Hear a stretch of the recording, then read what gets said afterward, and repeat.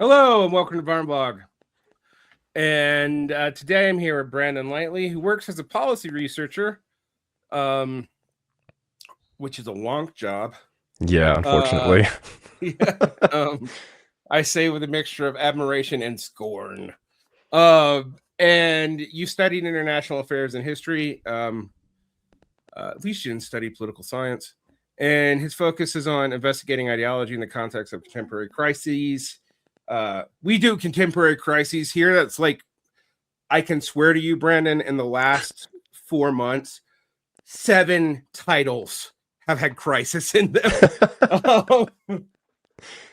Even the philosophy ones, which are not contemporary, is like the concept of crisis in German philosophy. And you, but anyway. you do need that history of crisis because you actually have to understand what people are talking about when they're talking about crisis to have any understanding of contemporary crisis, unfortunately. Also, Yeah, this is my because dog barking. I'm going to let my dog in real quick. no problem.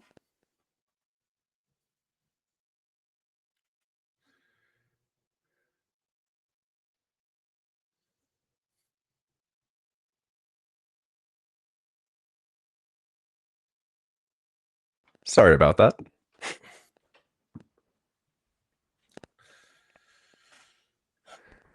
So today we're talking about something I mention in brief all the time and have trouble explaining to people.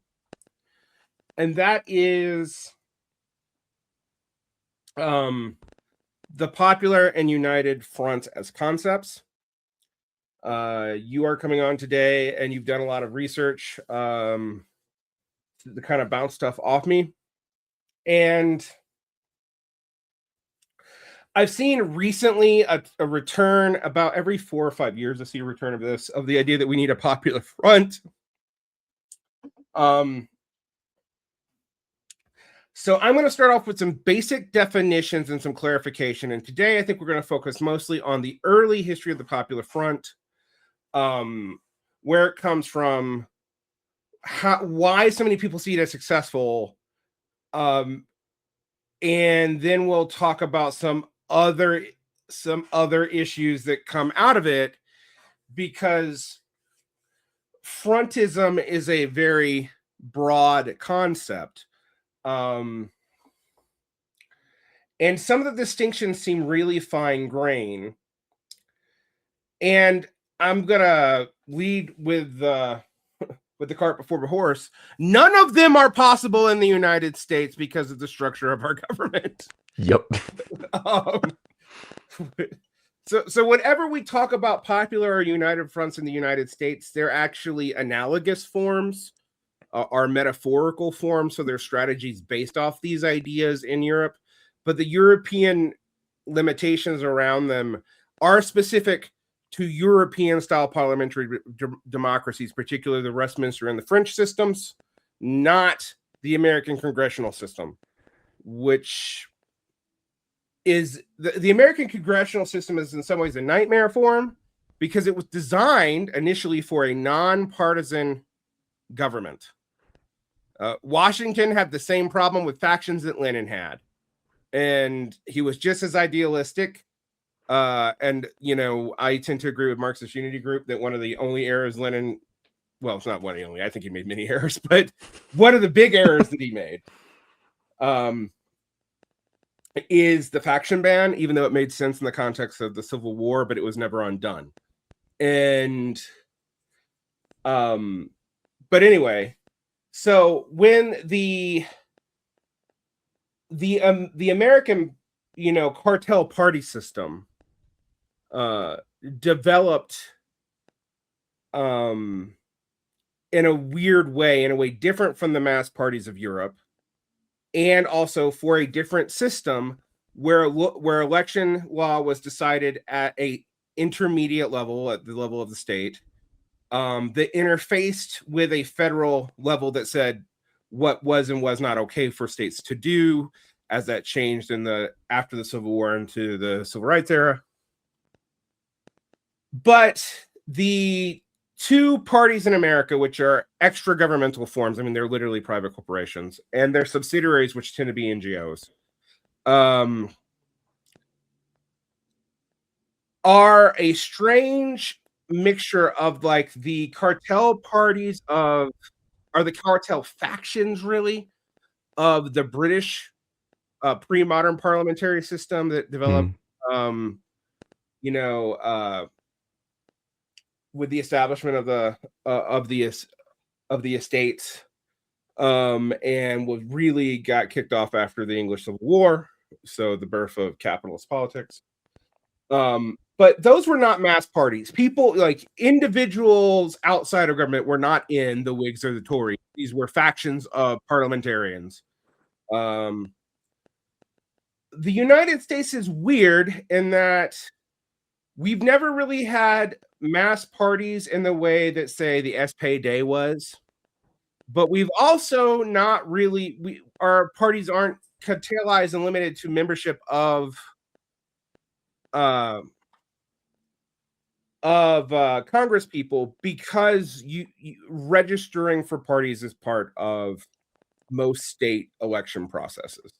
So party identification and thus a seeming massness is necessary, but unlike mass parties in Europe, there's no dues, there's no formal membership structure.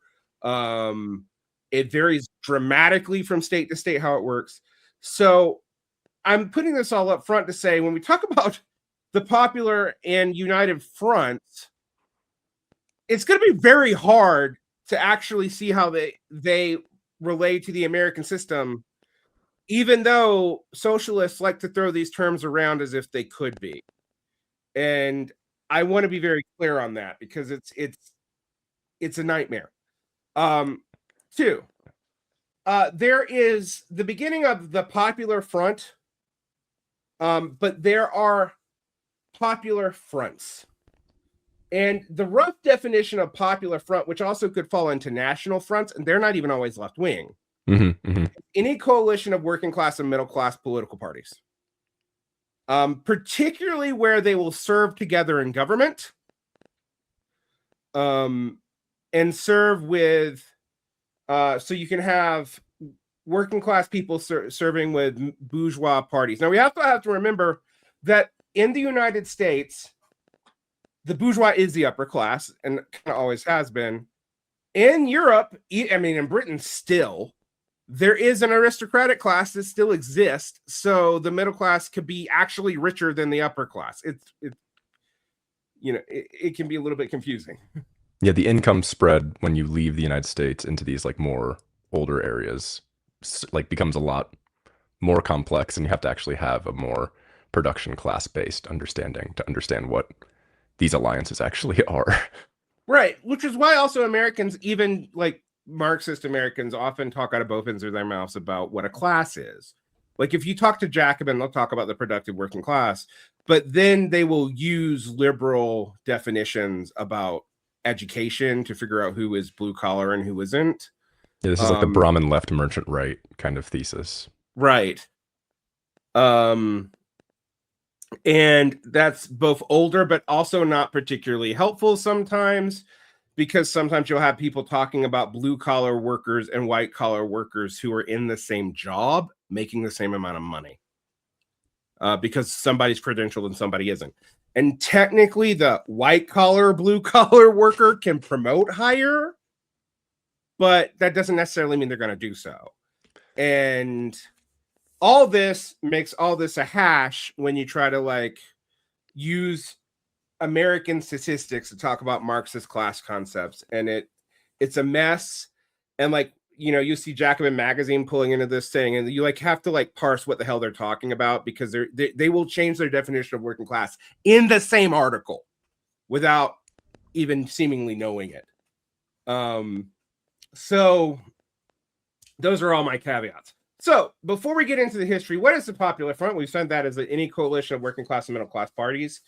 Formally, the term is first used in Europe in the mid 1930s with communists who buck the trends of what we call third periodism, where the Comintern itself took what is often associated with the ultra left position, that the only acceptable front at all was a united front from below. Otherwise, it was communist alone. Like this is the abandonment of the United Front strategy. Now that means I have to explain what the United Front strategy is, because the Popular Front is both older and newer. And the reason why I say that is formally the Popular Front is newer than the United Front. The United Front goes back to the 1890s. Arguably, the formation of the SPD as a united front between the All German Workers League, I mean the All Workers, the German All Workers League. Translating that in English is a pain in the ass. And the Eisenacher faction, which is the Marxist. And that is in some ways the joining of two factions create a united front, but technically speaking, it isn't a united front because it's a coalition that becomes one party. So let's get into what united fronts are. Yeah, I think this is actually probably good, because when I feel like I first reached out to you because you were you had like written a thing that was specifically like I need people to explain to me the difference between the United Front and the Popular Front. And in that moment I realized, I was like, oh, I think I have a pretty elementary understanding of this, where it's United Front, how I understand it, like a united front, not the United Front. It's almost like this alliance of communist parties or disparate like communist groups. Popular Front is of course the alliance of middle and working class, and then you have National Front. But I'm also starting to realize, like, the more research that we're doing for this kind of stuff, that there's a united front, there's the united front, there's a popular, there are popular fronts, there's the Popular Front. And especially even today, as more of these words get like mixed around and the tendency of it grows out, these are actually like kind of dividing lines of ideology, where MLs will like say they support a Popular Front, where people more on a Maoist tendency will say they support a united front, even though they might actually be talking about the same thing, or the Popular Front supporters might be talking about a united front. So yeah, getting these terms down is very important, I think. Well, the reason why Maoists will say they support a united front is that's actually the political strategy of the Chinese Communist Party. Totally, it's the petty bourgeois, peasants, and working class. Well, no, that's New Democracy. Oh, my bad. All right. See, this is why this is important.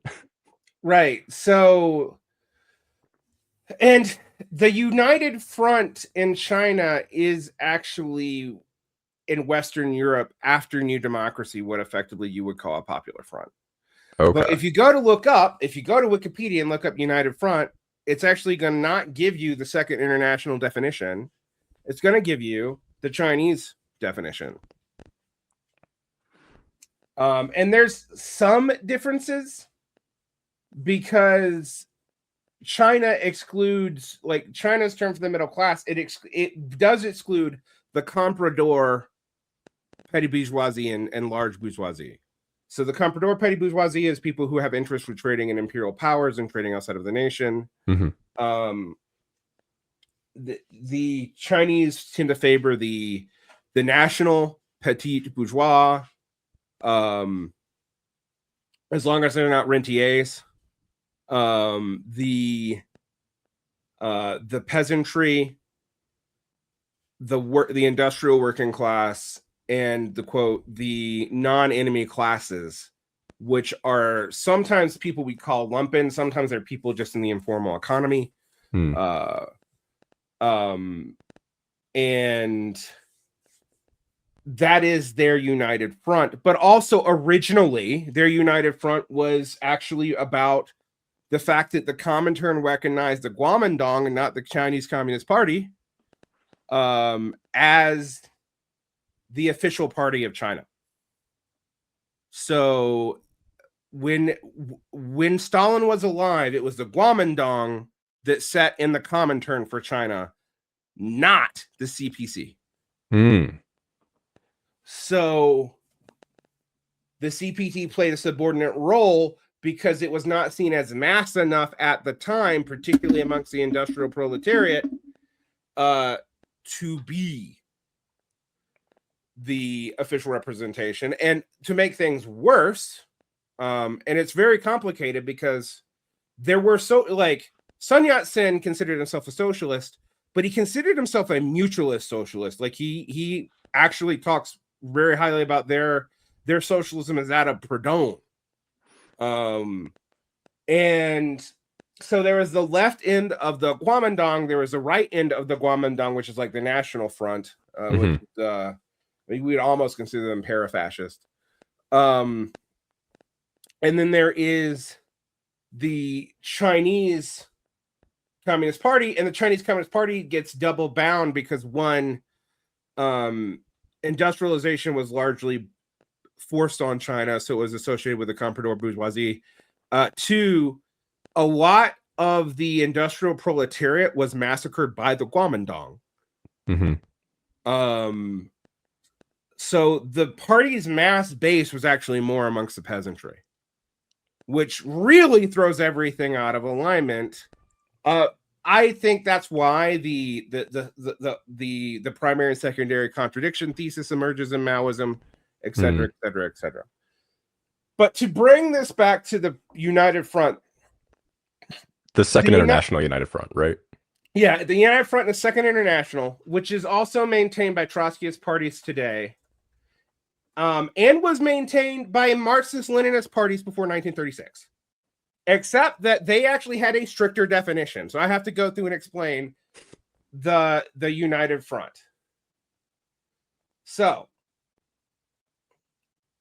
the United Front is an alliance that that presupposes the following: that you can join in political or military structures carried out by volunteers and revolutionaries, including revolutionary socialists, anarchists, communists, and other groupings.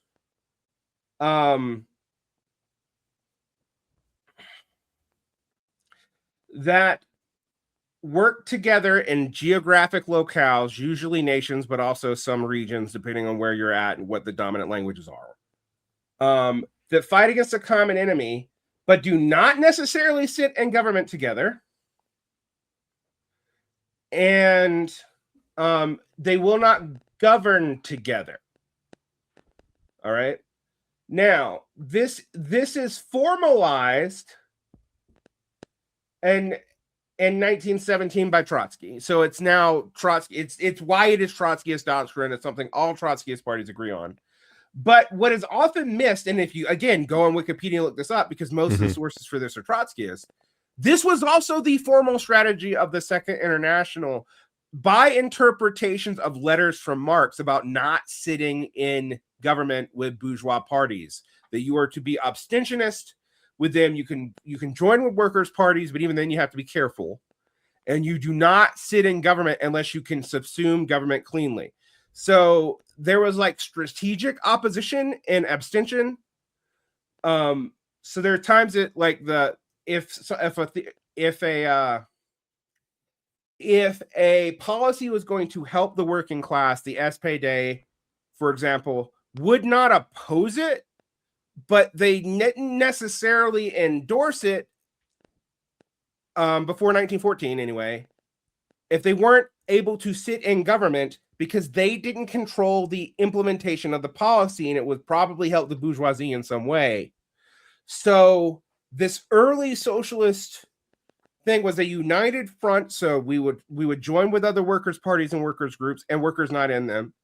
From this, you get two forms of the united front, and they imply a third.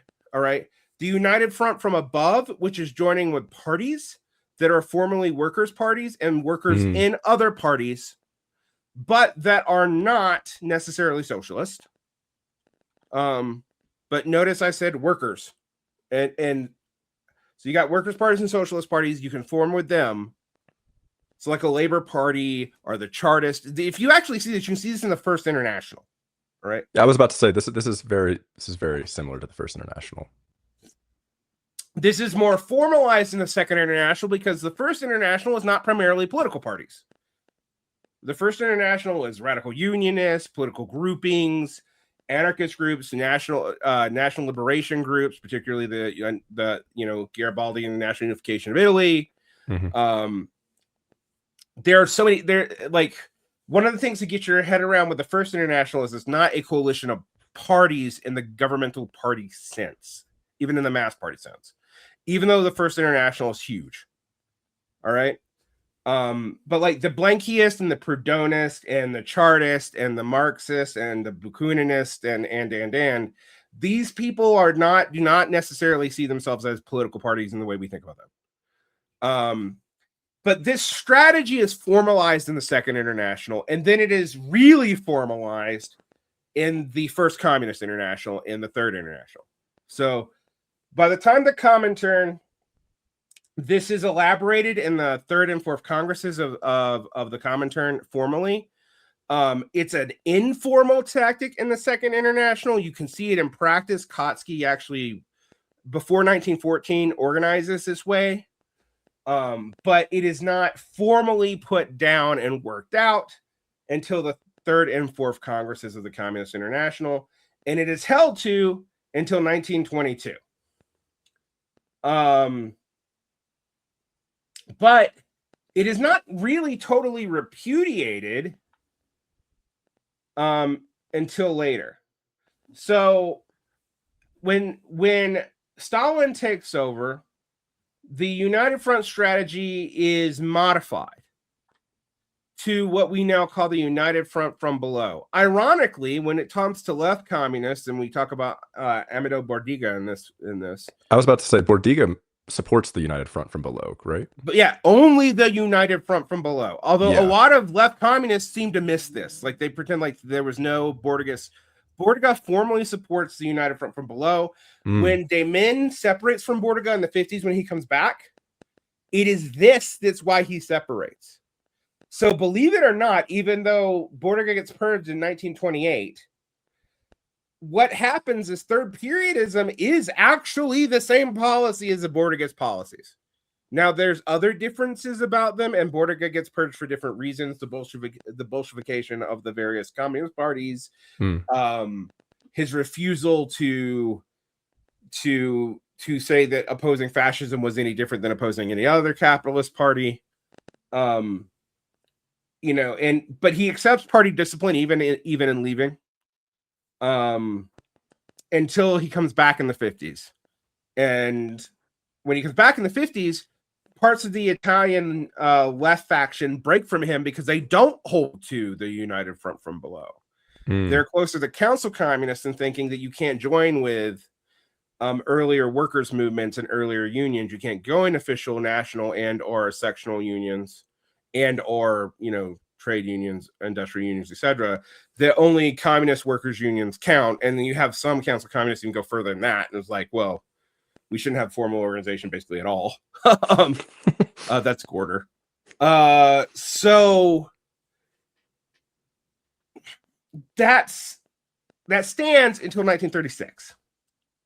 Now, what makes it the instantiations of the Popular Front strange is third periodism ends in 1936. But the Molotov-Ribbentrop Pact happens after the beginnings of the Popular Front, which is really a problem because if you're forming a Popular Front to fight fascism when the Comintern officially has a détente to fight a détente with fascism because they think they're going to fight the capitalist powers first, the Popular Front gets kind of stalled, but it's maintained in three places: Chile, France, and Italy. Right. Now, there were proto-popular fronts before that. There were an anti-fascist conglomeration in the 1920s in Italy. And in fact, Bordiga was really separated with the socialists. I mean, he had already separated the Socialist Party, but he really, really separated with the socialists because he refused to participate with bourgeois parties to oppose the fascists as they came to power. And that was when he was still the nominal head of the Communist Party of Italy. I say nominal because he's the founder and he was a major influential, but I think the first general secretary is technically Gramsci. Yeah, I think so. But the general secretary is a position that grows in power after Bolshevikition. So it's kind of hard to take all this out. So what you have then is the United Front. There's the United Front from above, the United Front from below, and then this implicates the third, which is the United Front from above and below. All right. I can't think of an example of someone just doing the United Front from above, which is like you can join with workers in different non-socialist workers' parties, and when they're in other parties, but you cannot join their unions. That would be weird. But theoretically, it is possible. There was something like this in American organizing to a certain extent, like in U.S. organizing to a certain extent with like the LUUD, right? Yeah, the like, LUUD, which the LUUD is weird. Yeah, and the TUEL is also weird because the TUEL is actually kind of gets written out of American history because it's tied to the Marxist-Leninist parties. And so everyone talks about the IWW, but a lot of IWW people actually go into the TUEL and the TUUL, and that leads to like William Z. Foster moving from syndicalism to Marxist-Leninism, et cetera, et cetera, et cetera. So that's a lot of we'll come back to the United Fronts because this is confusing, but the TLDR on this is you join with workers and multiple parties, some of which are not socialist. You join with other socialist and communist parties in a geographic area, but you are largely abstentionist to the government unless your faction can control it, and you don't sit in power with other parties. All right. The Popular Front is you are willing to join coalitions that will even sit in government together. So you will have communist members in a socialist government. You'll have Marxist, Leninist, and Trotskyist and Frankfurt School people in the FDR administration, which even Democrats try to erase happening because they're embarrassed that the Birchers didn't make that up. But it's true. Mm-hmm. Like when people were coming after Marcuse for being in the OSS, I was like, how many monthly review authors and members of the Communist Party were in the OSS? Because I promise you it was not zero. Yeah. We were allies with the Soviet Union and in a Popular Front. It was part of the Popular Front. Yeah. So, I will say also this Popular Front method is not uncommon even today. Like large countries like South Africa, the tripartite coalition is the ANC, the Communist Party, and the Trade Union Party, which is being broken up because the Communist Party now wants to do a united front and not a Popular Front and is leaving the ANC. Exactly. And so, go ahead. Oh, literally just because of the problems, and I'm guessing I'm putting the cart a little bit ahead of the horse here. Like a main problem with specifically the Communist Party in South Africa is that like they're put into ministerial positions, but they don't actually like control like the change power. Like they're put into positions of government but can't actually change anything. So they're not only getting blamed for the things that aren't happening due to like structural and systemic problems with like the post-apartheid government, but they also like don't have any ability to actually like organize against the ANC, which is why the burgeoning political party right now is actually like the Liberal Democratic Party rather than any kind of like left opposition movement. Which is pretty unfortunately what Marx predicts would happen. Exactly. Right? This is why the United Front was a strategy to begin with. Right. Because the fear was you're going to have to control a capitalist government that you can't change the structures of, and you're going to start acting like them, and you're going to be blamed for it. And since you might not even stay enough in power to matter, the ministers can be changed at the whim of the parties in power. You may not even oversee the policies that you advocated for, which means that they can be subverted and or just poorly managed. And I when people talk about like Mondani and betrayal, like right now, he hasn't even sit in office yet, but they're already like, he's appointing the same people as Eric Adams and de Blasio. And I'm like, of course he is. You just changed the executive officer. he's not just an elected for the DSA, he's elected for both his constituency in New York City, of which the DSA is maybe 9 to 11,000 of a city of 6 to 9 million, somewhere in there. Haven't looked it up recently, that's why there's variability. I just know that the largest chapters are all in the greater New York area, and even with that, since there's only 90 people, the upper estimate of DSA members in New York would be 11,000. Larger than any other socialist organization that I know of right now, larger than most historically.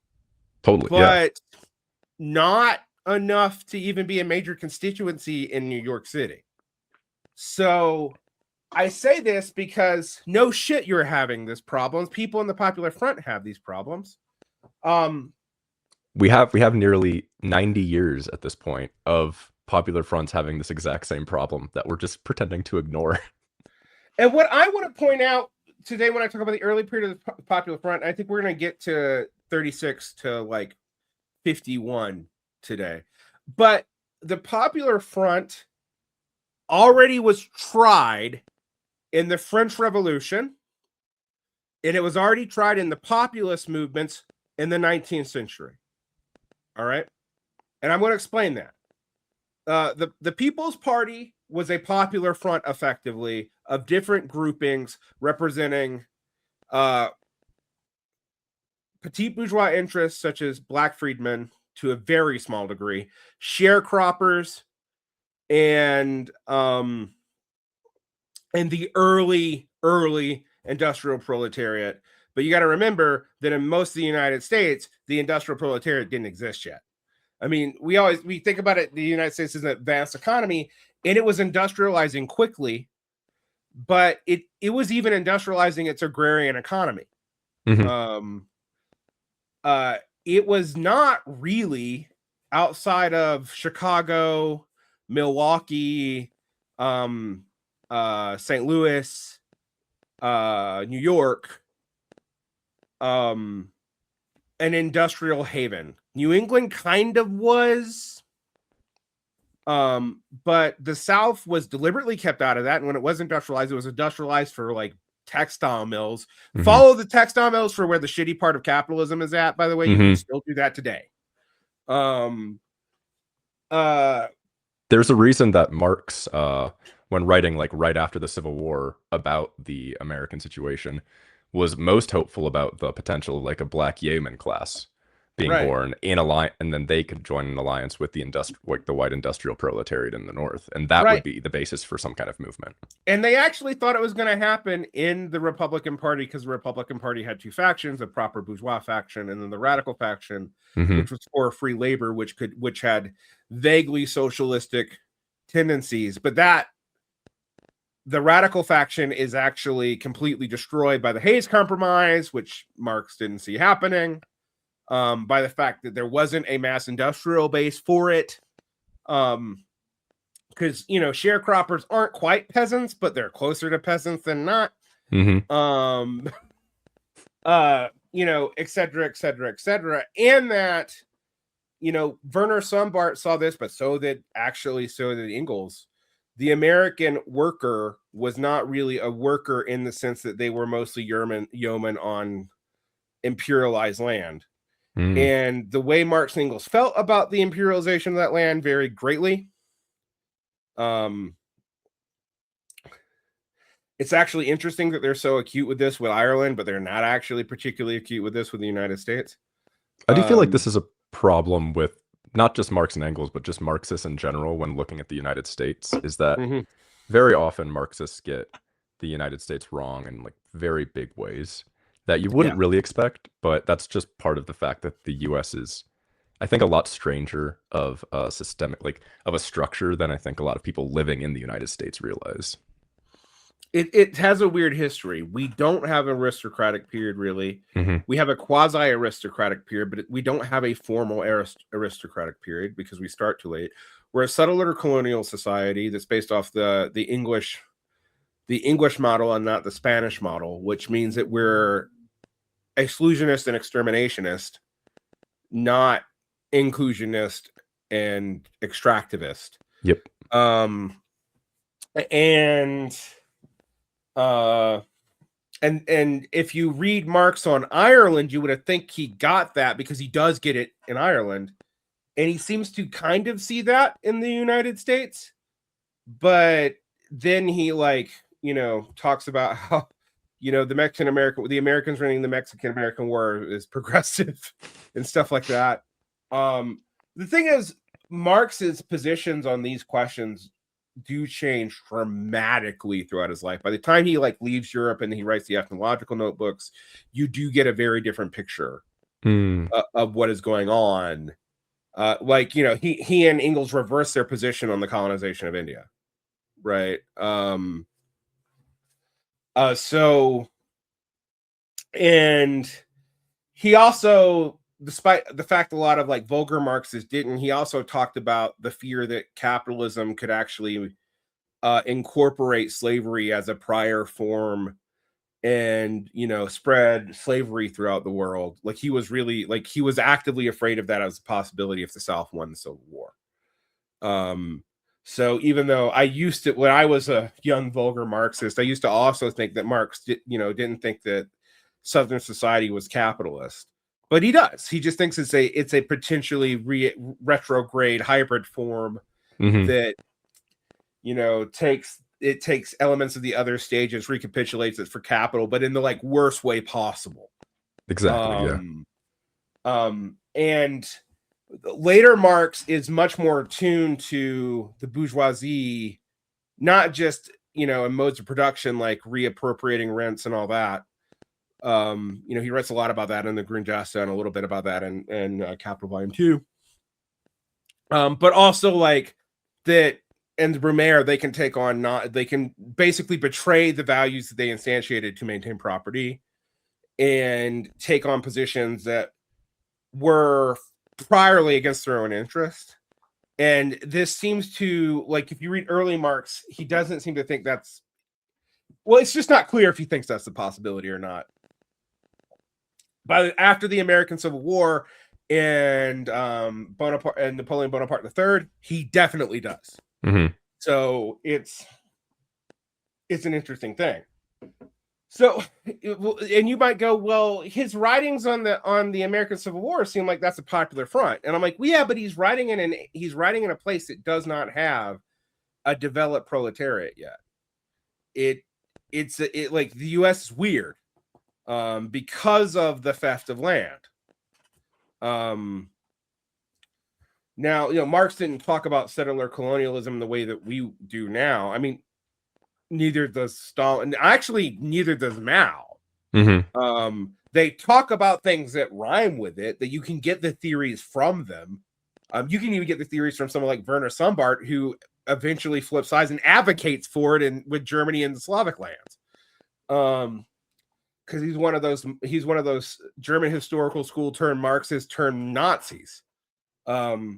Which is why many such cases. Yeah, there are a lot more cases than people are comfortable with. Nazis are weird though. I mean, because Nazi coalitionism is particularly strange. Fascist coalitionism in Italy, Spain is also different, but fascist coalitionism in Italy does have the sectional unions and the national syndicalists as a strong portion of its base. And that's a unfortunate thing for Marxists who try to say that it's just liberalism and crisis. Because I'm like, well, there's a lot of fucking actual socialists who flip sides. In fact, including its leadership. Right. Its leadership comes from the maximalist faction of the Socialist Party of Italy.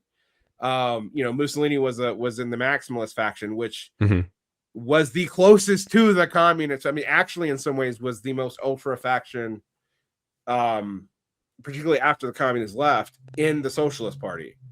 And that's a fascinating problem for socialists, because they're like, when the people go, when someone like some dumbass like Jonah Goldberg goes liberal fascism, he's actually not completely wrong. He just doesn't recognize that there's a lot of different motivations. And if you read the right of the Second International, there were explicit German imperialists in it. Mm-hmm. Like they actually thought that we needed to conquer the world to turn it to socialist, and if we have to subjugate some non-German, non-white people, we don't care. They're not historical peoples anyway. Like, this was a major blind sight throughout the Second International. I think Otto Bauer describes it as like thinking imperially, which is a thing that Otto Bauer even did when trying to figure out like national identity. Right. Like, so what are you doing with that? Okay, so, but the reason why I say the Popular Front is older, because if you look at the spectrum of people in the first and second French Revolution, particularly the second, I mean, you have pre-Marxist socialists like Louis Blanc's people in coalition with bourgeois parties. In the first one, you have enragés, who are basically proto-socialists. They're lumpen proto-socialists, kind of, but they are. Pre-communards, but they're there. And even in the English Civil War, you have the diggers and the levelers, who are religious proto-communists. Like, they're not communist or socialist in the way Marxists mean, but they're actually a little bit more worker or proto-worker or early worker, pre-industrial worker driven than even the utopian socialists are. Like, so you'd already had popular fronts. The problems that you have always had with popular fronts, and I think we see this pretty early, but the reason why people always go to them is, one, they do make a good fighting force if people don't turn on each other before the war is over. And what happens in Spain is like an example of this. Like, you have a popular front in Spain fighting the Falange, that's the Republicans, who are led by like syndicalists, you know, with strong elements of Bolsheviks and other kinds of socialists coming in. But they turn on each other, particularly during the third period, and divide the force in a way that's probably not the only reason Franco won, but it sure as hell didn't help. Oh, for sure, yeah. So that United Front strategy doesn't work. And then the Popular Front is often said to have beat the fascists. The problem with that is that the Allies beat the fascists. The Popular Front in any country that's in actually is not the people who defeat the fascists. They only come to power after an outside power defeats the fascists for them, but they are the basis of a large enough resistance to make communism seem popular. And even in the United States, it's very interesting. The big organizational wins in the US are during the third period. The third period actually is a disaster in Europe. It's good in the US. Like, the TUL, they organize women and black labor. They do all the, you know, they do the hammer and hoe, wrote about this in Alabama. They're much more successful, I think, than like, even the IWW is. Yeah, like 30 years. And Hammer and Hoe, I think I just actually finished a reread of it recently. Like, they're doing voting rights, like work literally 30 years, 40 years before the Civil Rights Act. Yeah. Like, there, and that's why, for example, the ML parties have always had a better relationship with the black community than they have with most of the other communities in the United States, because they really had they proposed a black belt thesis. Now, the black belt thesis was never popular amongst black people, which is kind of funny. Weirdly, was way more popular amongst communists, but they proposed that. They proposed, they did voters' rights. They did universal suffrage. They would organize white and black workers together. And even after World War II, they were good about like kicking a racial chauvinist out of the party in the way the SPA was not. At the same token, however, the height of membership is in 1947-48, where the Communist Party reaches the same place the DSA is right now, between 80 and 90,000, depending on, I've seen two different numbers. I don't know which one I trust, but it's no more than 90. But I always tell people, okay, you call that a victory, but what happens? Henry Wallace gets sacked, Truman turns on the communists, you have state level Red Scares, some of them led by Democrats, before we even get to the national Red Scares under the Eisenhower administration. And the Communist Party is decimated in less than a decade to 5,000 people, a fifth of which are probably feds. Mm-hmm. Like, that's amazingly quick. In people always, one of the things that the Trotskyist RCP guys, pick another fucking party name. Like, there's a Maoist RCP, there's like 7 Trotskyist RCPs, there's another Grantite, formerly IMT RCP. There's creative. There's 12 RCPs and 11 people in all of them. The Grantites have won the game of Trotskyism. There's no other Trotskyists really left. Everybody else is liquidated in other parties. Or the DSA. Yeah, I was in the United States. It's the DSA. In other places, it's like Dalinka, and then that's true. Our labor or whatever. Like, and I think it's probably our party in the in the UK. In the UK, which is a joke. But sorry. Any our party supporters, but I don't know a single person who's following that in Britain who makes me feel like they feel good about it. But so the Popular Front develops really quickly. It also leads to the CIO, which is Communist Left, joined with the AFL, which is Gomper's old group.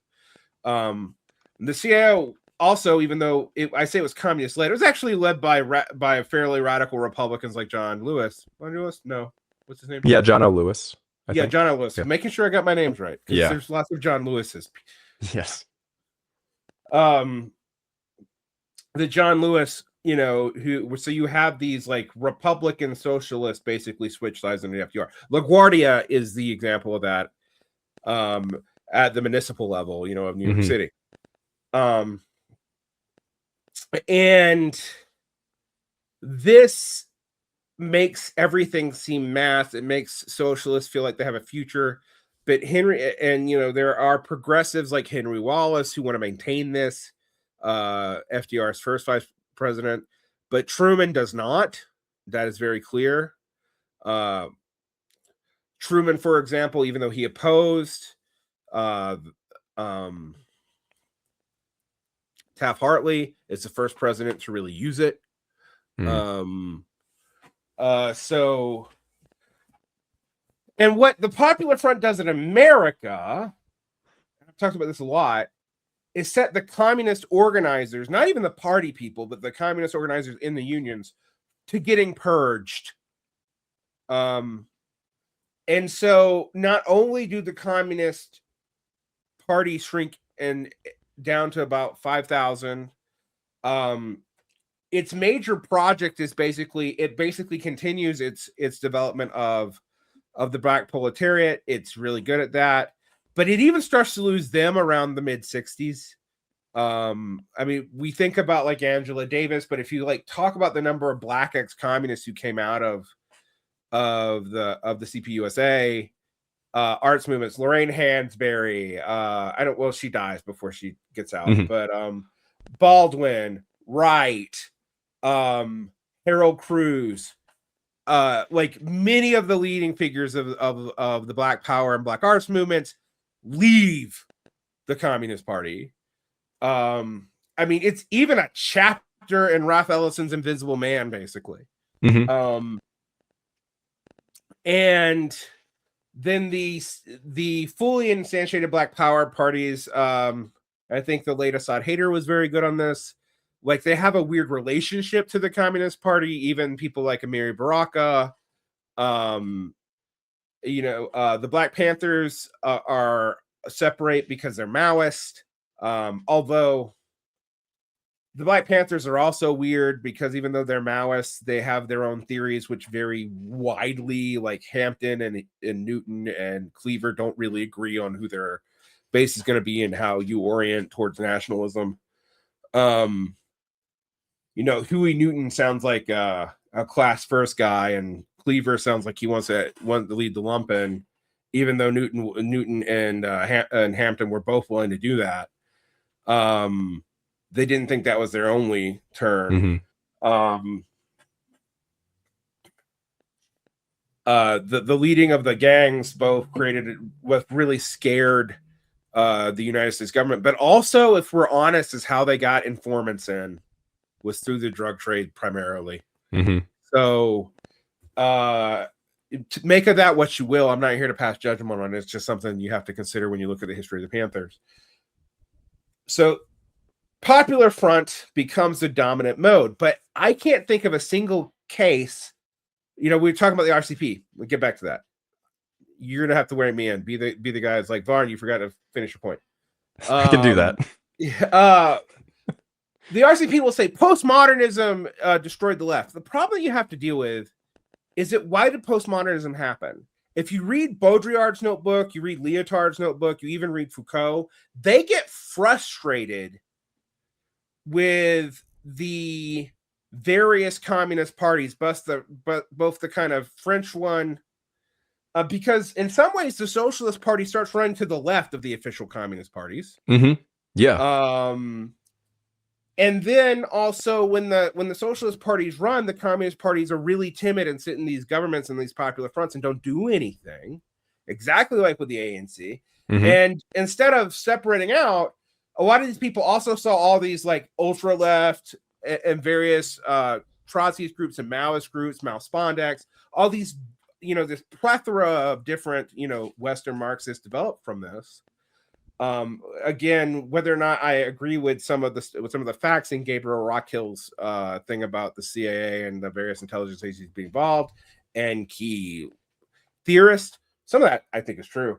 But my point is that that's not why that happened, though. I mean, one of the reasons why they would have had so much power is there was such a response to the Sino-Soviet split. There was such a response to the stagnation of the communist parties and the Popular Front and their inability to do anything. And the fact that they seem to get outflanked by both the Socialist Party and by just college radicals on a consistent basis in Europe,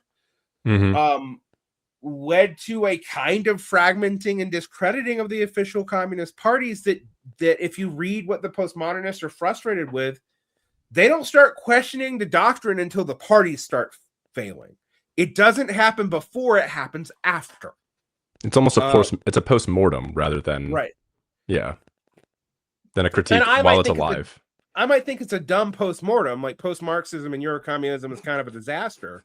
Yes. But it's not the cause, it's the result. It's the symptom, not the disease. Mm-hmm. The disease seems to be the actual Popular Front. Because going all the way back to Marx saying you're going to be limited by these things, you're going to take the blame for bourgeois government policies that you can't undo. This happens over and over and over again. Well, this is where I feel like the big confusion about like the insistence upon the Popular Front has been like very confusing to me and has convinced me time and time again that maybe I don't quite understand what they're talking about when they say the Popular Front, because I can't really find a point in history where the Popular Front has been successful. Like it's like parties have grown. I think we have plenty of examples of like a Communist Party or the Socialist Party growing in numbers. Like you see membership increases for a little bit, but then the membership collapses into everything else. Maybe China. The thing is, if this is true, then it indicates that the Popular Front only works in not developed countries, which is a problem for us today because who's not relatively developed capitalists, at least compared to the early 20th century? I talk to Maoists and I'm like, protracted people's war. I'm like, you don't have a peasantry anymore anywhere on the fucking planet. Yes, there are still peasants, but they're not a majority class anywhere. Mm-hmm. Like most peasantry that exists is also very clearly on the path to like the small, like rural petty bourgeois. Right. Like, the kulaks develop everywhere. Mm-hmm. Right. Like, and if they're not on that path, you know where they're at. They're now in informal labor in the cities, and Marxists don't know how to deal with that. Now, I will say this is not Marx's fault. When Marx is writing about the proletariat, most labor is piecemeal labor. It's paid in a variety of different ways. Sometimes it's paid like yearly. I'm not joking. Wow. Sometimes it's paid by day labor, like it's all day labor. That you have you don't have the formalization of employment. You don't, because that's kind of tied to income taxation. And so you don't have these formal organizations that are pre-prepared for you in other ways during the height of the workers' movement around 1848, etc. They just don't really exist, and where they do exist are not the most revolutionary areas. So, they're the richer areas, like the richer parts of France and England. So I say that because this leads to a real big confusion, because in the Second International, there's this focus on the formally employed industrial proletariat. This actually causes the first revision crisis. I know people don't really, because revisionism is used in two radically different ways. One has to do about your opinions about Stalin. It has nothing to do with economics, and the other is an economic debate and a strategic debate about developing the bourgeois. And even Hilford and Mikotsky eventually go over, not to Bernsteinism, but this idea that monopoly capital is going to lead to enough centralization that if you just take over the democratic apparatus, because of the monopoly's dependence on the states, you can just like basically seize them by formal fiat because they're basically state agents anyway. And ipso facto, you had a relatively nonviolent, completely democratic socialist revolution. That's the problem. That was like Hilferding's strategy during the Weimar and even during the 1920. I mean, during the Weimar period. But that also falls into the same problem on the Popular Front, because you have to sit in governments with bourgeois governments. You often, I mean, Hilferding he was a finance member of a government that was suppressing strikes, trying to suppress inflation.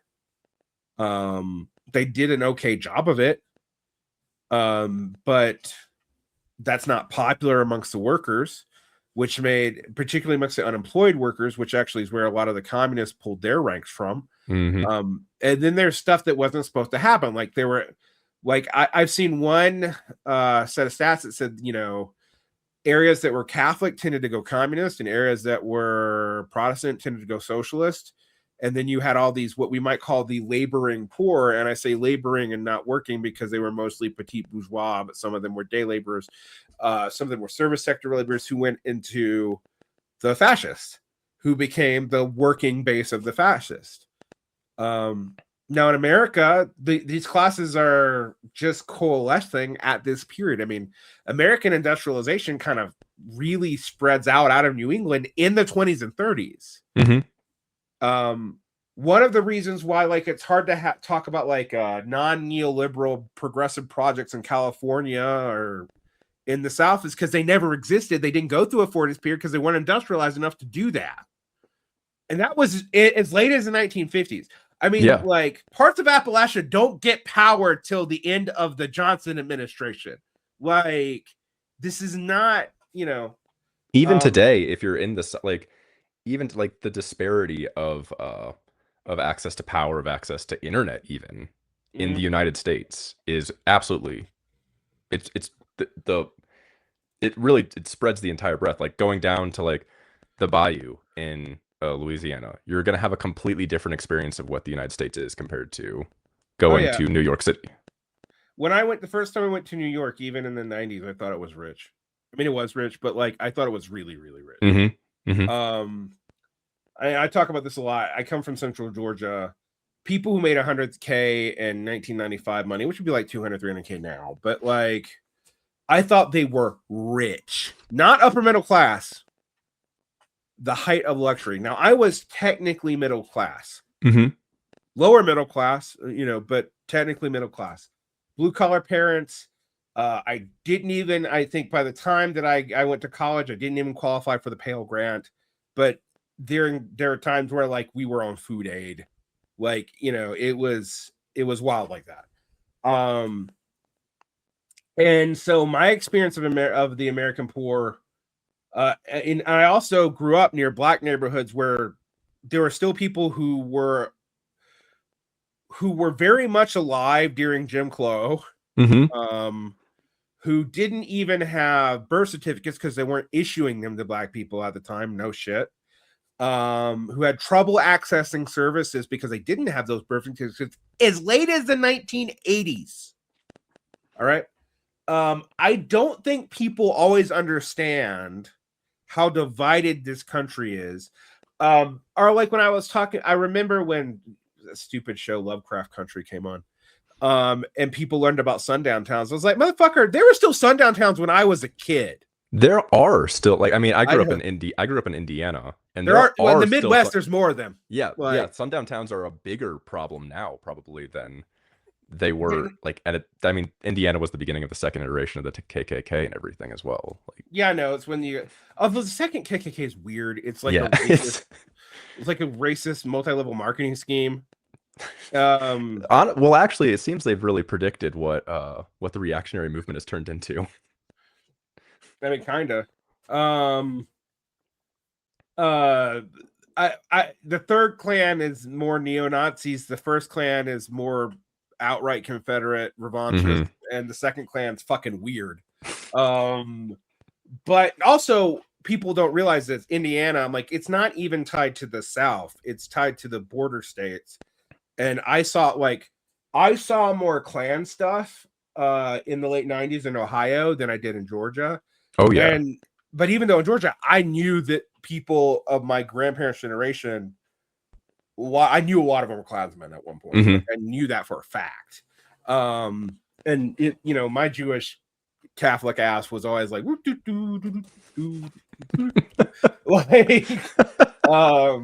but when I say this to people, they like think I make it up, and I'm like, no. In the 80s was when this was dying, and like it, just to remind people, we didn't get rid of the stars and bars on the flag until 1999. My entire high school career, that was the flag that flew over my high school. Like, it's just like people don't seem to understand how fucking reactionary the 20th century was in America. Because they're like, oh, it's changed. I'm like, no, it's actually just kind of, what's different is there's no code around it. And the reason why I think there's no code around it, maybe we can tie this back in, is that there's no need, like now, like when everybody is like tacitly involved in white supremacy and they know it, but they also want to maintain the visage of a pluralistic society, you speak in code. Exactly. But when you really think you're under siege, actually you don't. So yeah. Totally. Yeah, this is definitely it. You speak in code, you're more secretive, you put on a face when you're just trying to like be in like a polite society and a pluralist society. I'm like, when people talk about Christian nationalism like it's new, I'm like, motherfucker, everybody was a Christian nationalist where I grew up. Yes. You didn't talk about it in terms of Christian nationalism because that's what they thought being American was. Like, it's just like, it was like we progressed because we allow Catholics and Mormons. And Jews were a little bit shifty with, but we're supposed to like them, sort of. Yes, yeah. Keep their mouth shut. Yeah, there's some dispensationalist stuff over here that we're gonna like hope. Right. So I grew up in that world, right? And what I find interesting is there was a legacy of popular frontism even in that world, because like my, both sides of my family, both the Republican side, which were Catholic, and I could get into why they were Catholic because of stuff that has to go all the way back to Civil War. They were conservative anti-racists. They're very conservative and very nominally anti-racist. But I think they were pretty serious about it. And then like the people who were kind of soft on segregationists, and they were like, well, slavery was bad, but the Civil War, that wasn't necessary. We would have got rid of slavery eventually anyway. Yeah, it's like it would have ended in 20 years thing. Right, yeah. And people didn't have to get so uppity during the 60s. That group, they also worshipped FDR. Like, I mean, like literally, like my grandfather, both my grandfathers, the Jewish, the crypto, actually he was crypto Jewish. He would tell people he was Methodist. The Jewish convert Methodist, brick maker, and worked his way through the factory back when you could do that in Fordism, became a little over management. Probably Klan member, adopted grandfather of my mom. Both had FDR portraits in their house as late as 1980.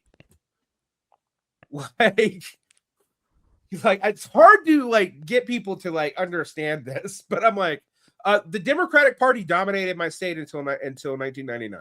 Mm-hmm. Yeah. The current existing political map is quite new. Right. And not only most of the people you think of as the old guard conservative Republicans, they were Democrats until 1999. When Zell Miller lost and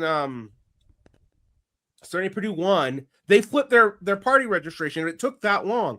And it was very strange when you do, like when I was in the early aughts going to like Young Democrats, because you meet like radical progressives who were anti-war. And then like there are these old Dixiecrats who are still around. And then there was like the people who inherited the Dixiecrat apparatus, and that were like the black Congressional Caucus. And they did a lot of weird reeling and dealing in the aughts about like making sure that like historical black neighborhoods stayed historically black, even at the cost of Democratic Party seats. So that was where I grew up. But this Popular Front mentality was very much there, but there's no history of unions there. The communists were never really strong there. I mean, only in the black community were they strong. My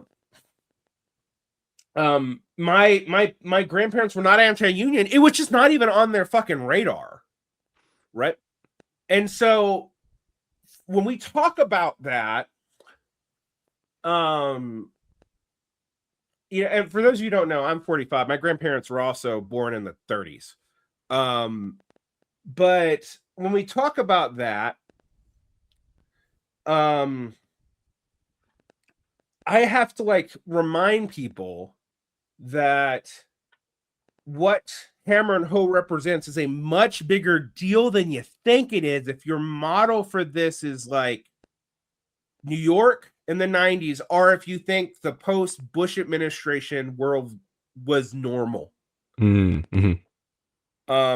Because even in 2000, even the Republicans, even though they passed very racially antagonistic policies, seemed like they were racially progressive. Like, look at who appointed a lot of the first black whatever. It's actually usually George W. Bush.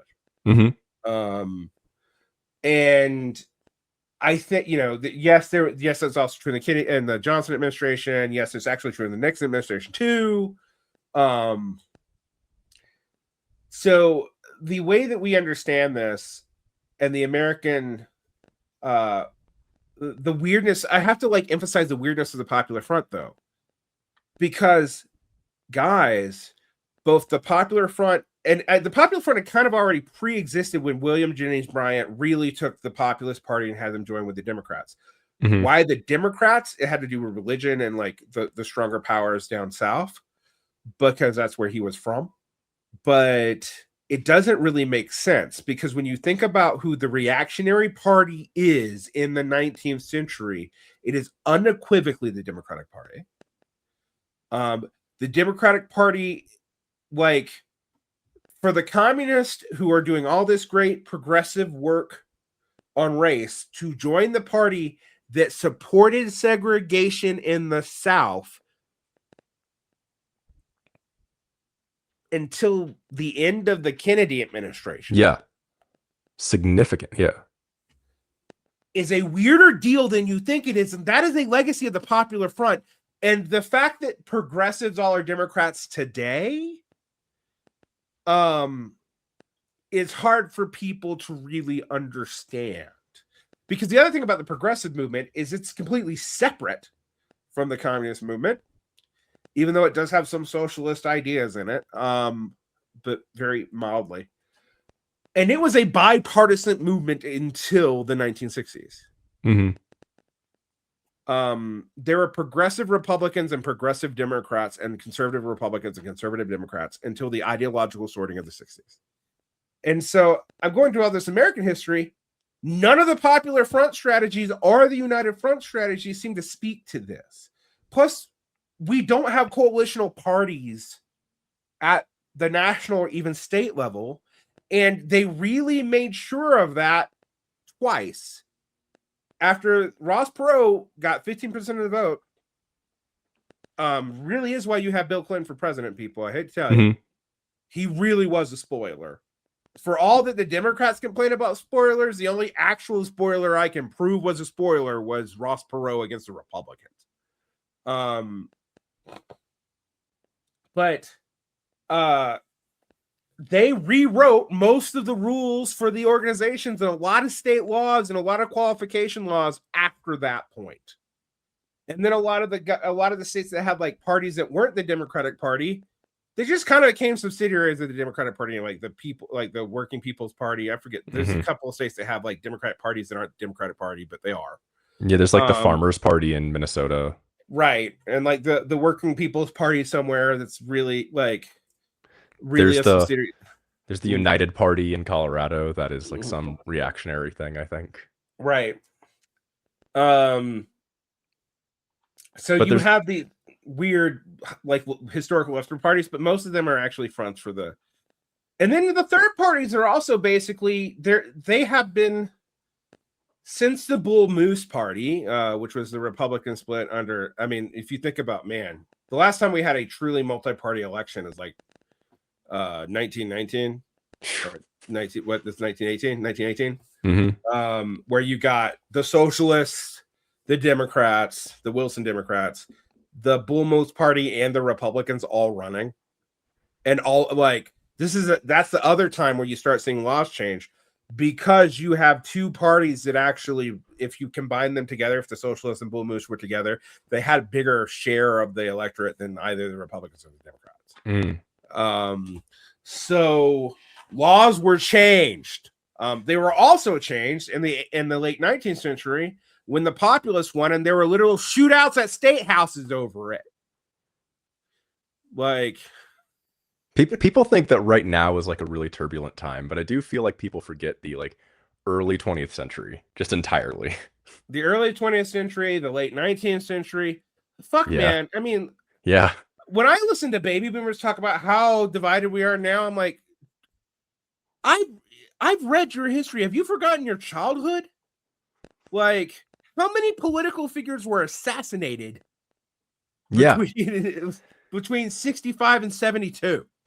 Like, and it really only slows down after the attempt on Reagan's life in what, 81, 82? Yeah.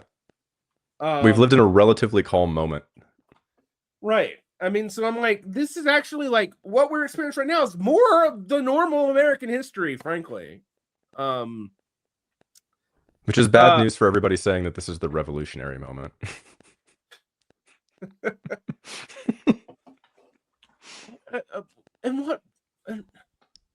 In what way is this like a revolutionary moment? There's no organized working class. There's no party. There's no there's nothing. Like, you do have a lot of people who identify with communists and socialists in a way they have not since the 1990s. But like, honestly, we're about the same level as the 1970s. Like if what's his face? Guy who wrote Revolution in the Air. Sorry, my aphasia is beginning to kick I got in. you. Revolution. Who is that? Max Elbaum. Max Elbaum? Yeah. I remembered it when I thought about it hard. If he's right, there were 1 million communists in about 60 different groups. That was from the New Communist Movement. That's not even the New Left. That's just the New Communist Movement, which is a kind of specific quasi post, quasi development out of the New Left. And they, you know, they oversee a transition to, you know, neoliberalism under Carter and Reagan. So like, and then they all kind of disappear and no one even talks about it. Like, I mean, my big question is what happened to all of them? And Yeah. everyone's like, oh, they, you know, I'm like, they didn't even become liberals. Most of them just became normies. But then a lot of like people like, oh, AOC or Mandani, if we just have a socialist candidate, I'm like, do you not know anything about the 70s and the Popular Front in the 70s? Like, Jean Quan, former mayor of Oakland, was a member of one of the most radical Maoist factions in America. I mean, fuck, look at the career. I mean, like, we always talk about the Panthers that died because you don't really want to talk about the Panthers that didn't. They either became, a lot of them became anarchist, but a lot of them became like Bobby Seale, or Eldridge Cleaver, or you know, or I was like, you know, who co-wrote the autobiography of Malcolm X? Alice Godwin, a Nixonite. Like, you don't look at where it ended up. This is where I feel like so much of the Popular Front, the history of the Popular Front, is important. It, like, no matter if you're looking at Chile, if you're looking at, I mean, if you look at Chile, by 41, the Socialist Party has collapsed into the radical and the progressive parties. It just seems time and time again, it's like there's a buildup of communists or socialists, depending on the party that you're looking at, and usually both if they come together. But then they just kind of become disparate elements of other movements, and that is kind of what you have to show for the Popular Front. Like, the best we can show. If they stay nominally socialist, like in France, they become neoliberalized. Exactly. Like, yeah. So to the point where you have to have like a new left to come out to like challenge them. A lot of the left movements, both from workers and from students, is actually in response to failed Popular Front movements. And that means whenever we try to advocate for the Popular Front as a strategy for today, you tend to freeze time in 1948 or 1952 or the Mitterrand government or whatever. Like, or, you know, when the Miliband's weren't craven in the Labor Party, or, you know, like, whatever. For those of you who don't know, people have forgotten about the Miliband I'm referring to, but they remember his dad, which is quite like Kamala Harris and Pete Buttigieg having, being also red diaper academic babies, and also maybe communists be better parents. Yeah, like, it's a growing phenomenon that's quite confusing. Like, why do all these like neoliberal progressives have communist parents that they don't seem to really like? But I do think this is a real problem. Now, you read a bunch of articles for us today. I want to give you a chance to talk to me about them. Since I've been really the primary person talking, it's almost like I use you as an excuse to talk myself on my own show. No, not at all. I could totally do a solo show. But no one would control me. So go ahead. I do feel like this is what we've talked about so far today, like walking through even just the history of the US like Communist Party and of the socialist movement. You can kind of see, particularly when it comes to the Popular Front, that I think the best that the Popular Front can offer is that it was the breeding ground for other movements in the future after the Socialist or Communist Party collapsed. Like, I mean, the Chilean Socialist Party is a great example. This one of the articles was the Chilean Socialist Party and the Popular Front, 1933 to 41. I found that one. That was actually an article that I did not know the information in it. So. Yeah, same. That was really informative to me. I was a big fan of it. And the actual like full collapse of the Socialist Party, because of the fact that it like within the Popular Front, the Socialist Party essentially voted to become a fully anti-communist league. Essentially, that was I just think time and time again in all of these Popular Front formations, what happens is that there's a large group that then self-moderates themselves to the right. And then what happens, like, I don't mean to be an ultra here, but it does seem to me time and time again, whether we're looking at the Chilean party, whether we're looking at the American party, American Communist Party, and where we have today the CPUSA, which is, to be clear, not the same CPUSA of the mid 20th century, because it kind of dissolved and then was reformed, and so you have to.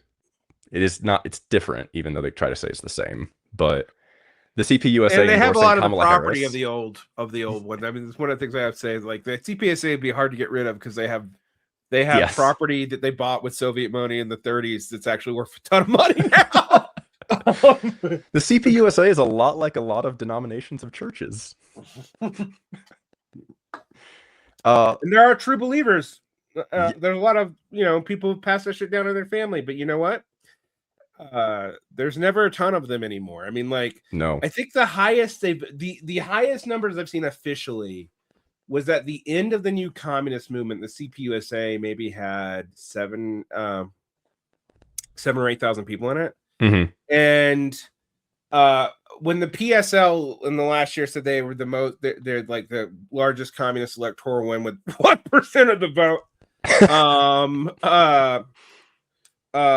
I actually looked back and read up on that, and actually it's not true. The CPUSA hasn't generally ran members since Gus Hall. They tend to endorse Democrat. Well, they tend to all but endorse Democrats. They don't technically endorse anybody. But they used to condemn Bernie Sanders as an ultra, which is really funny now. But there's some funny polemics from like 2014. But anyway, the CPUSA tended to, off the popular front, just endorse not opposing Democrats. Mm-hmm. And they ran their own candidates. They usually average about 1%. When William C. Foster was running for president in the classical CPUSA, they hit 2% once. The PSL can say that wasn't a communist election though, because revisionism or something. The PSL is a split from a Marxist Trotskyist party, which also hides the fact that they're Trotsky. Yes. Anyway, I think the PSL might even believe in permanent revolution privately, and they don't just talk about it much. I'm gonna say yeah. I said yes very definitively. I've heard this from people. I've heard this from people who used to be in the PSL, but same. like there's esoteric Trotskyism in there. Yeah. Which is just, I'm like, so you're so defensist, you became Marxist-Leninist again, but then you kept a few Trotskyist doctrines, but you don't let that be known to even your own membership until they're like fairly high up in the organization. That's weird. The PSL just became Gnostics. I don't know. Well, the other thing with the PSL is they are frontist of a different variety. They will take over and run organizations and so you don't know that they're actually PSL. Mm-hmm. They are kind of notorious for that. There's like so many organizations locally that I'm like, oh, that's a PSL front, that's a PSL front, that's a PSL front. And like, look, I don't even mind sometimes because they'll do the work. But I have them like, where do you get your money from? And they do not tell me. Yeah. I'm like, how do you have so much money, Brendo? Yeah, how'd you get that truck and those big megaphones? And yeah, how, and they're like, because the organization that's 5 to 10 times your size can't afford that. So how did you pull that off? But how do you get Gloria La Riva on more ballots than, I mean, that wasn't last time, but on more ballots than the Green Party could get? Like, yeah, like I know how much that costs. Like that's a couple $1 million. I actually the other day I was pointing this out to somebody. I was like, to even run a 1 or 2% national campaign like the Green Party would require the entire operational budget of the DSA. Mm-hmm. Mm-hmm. And I just want you to know that. Now, there's like the DSA is a member-run organization. It doesn't have a lot of outside donors. It doesn't have rich patrons. I actually respect that. But you want to know the limits and why they run as Ds. Like, that's it. It's partly that. I say this as someone who's now joined to vote against them doing Democrat stuff. It's like specifically what I joined for. Be like, you can run, you can do fusionist ballot lines, I guess, on a legislative, but you better not be trying to be a mayor anywhere. Mm-hmm. Because it just makes us look bad over and over and over again. And I mean, we have seen the surge in the DSA and like popularity of the DSA in the last like year and a half, 2 years. Yeah, but I have a distinct feeling that just as it happens in every single popular front where an executive is put into a position that they can't actually do anything in, when like it's happened over and over again where AOC can't actually do anything. Tlaib, I like Tlaib a lot. She can't actually do anything. But here's the thing, the squad strategy, at least if you hit critical mass, that's true, would make sense. The executive strategy does not. There's no way in which you hit critical mass for that. Like the bond market's going to always be your wall. The state legislature is going to always be your wall. The city council is going to always be your wall. And I'm going to hear the same people over and over again. So, well, they didn't have the city councils. Then why did you run for the executive first? And now, unlike AOC, this is a cadre DSA person. This is not an outside endorsee. Exactly. So this is a bigger deal. When it's not an if, but when the policy priorities don't come through the way they should come through, it's going to be a problem. And this has been the problem. And again, this is going back to all of the popular fronts. If you look through, going through the popular front in Britain and France, even like, I mean, these are different. It's not just an American problem, is what we're saying. It is absolutely not. It just keeps happening over and over again, and we keep trying to do this strange coalitional format. And again, the popular front is different in the United States. I feel like we've talked about that plenty, where we can't really do a popular front here because of just how the structural systems are set up. It just doesn't work. So we have to do like weird simulations of what we think a popular front was back in the 1930s, which is more like just left populism, which also has not worked anywhere on the planet. Yeah. So people get really mad when I'm like, it has not worked. Like, oh, look, Sweden. I'm like, they are neoliberalizing. They've been neoliberalizing since the 80s.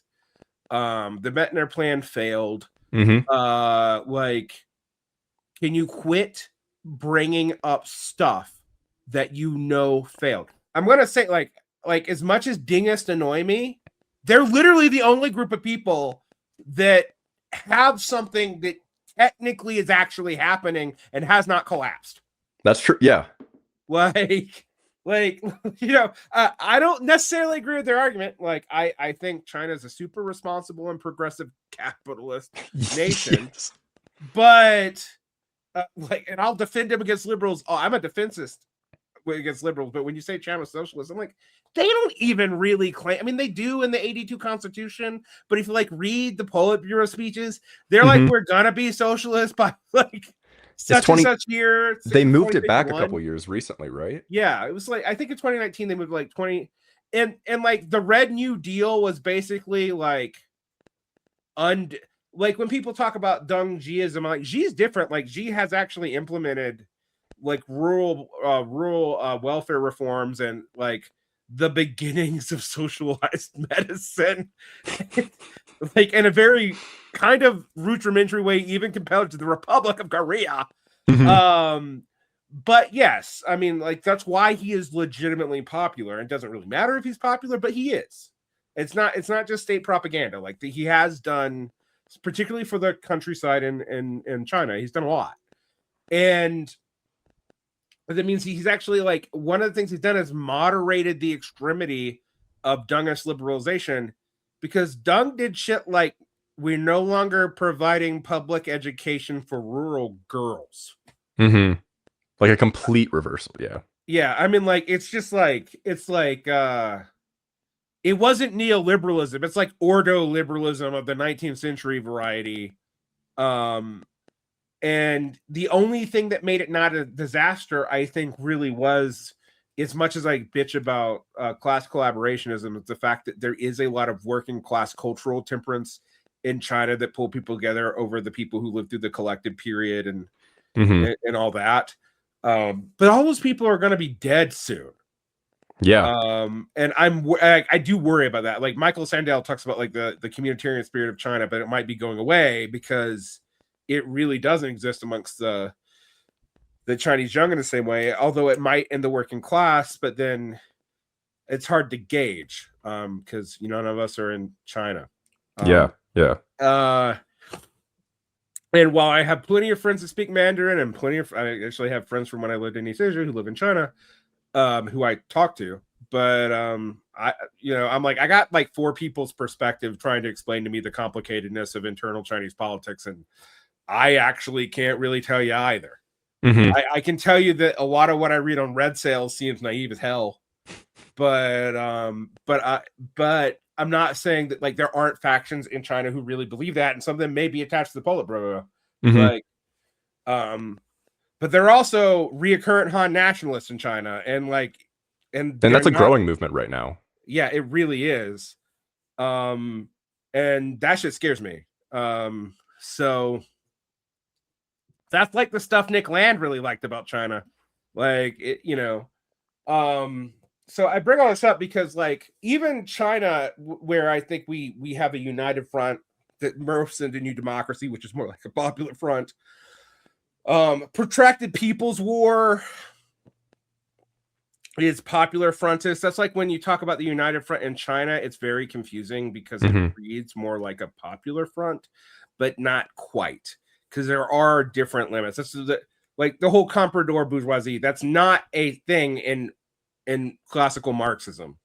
There's no reason to favor the in fact, in developed countries, the national bourgeoisie is like probably the most reactionary bourgeoisie. Yeah. So why would you favor that? In developing countries, I do see kind of the argument, but what you're really arguing for is the classical Lenin position that you have to go through a period of state capitalism to develop the productive forces, since you didn't allow it to develop, and maybe you shouldn't have because that would have made the bourgeoisie too strong. So now you have to go through a bourgeois period under communist rule, which I do think is the basic supposition of Dungism.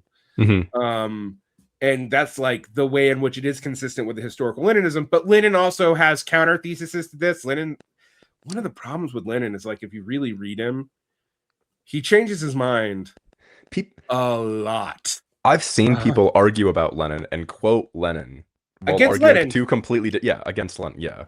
No, completely like, different points. Yeah. The socialism in one country debates between 1922 and 1927, all sides had legitimate Lenin quotes. All of them did. What Trotsky also had was Marx and Engels quotes, which Stalin kind of did not. Eric Van Ree, who was, I think at one point he was a Stalinist, but is like wrote the book on this, actually talks about this, and then says like, yeah, basically Trotsky had. And if you think Marx, and you have to admit, if you're citing against Trotsky, that you think that Lenin is preferable to Marx and is actually deviating for scientific socialist reasons, which I'm going to also say I actually admired back in the 60s when Marxist-Leninists admitted this. Now they don't.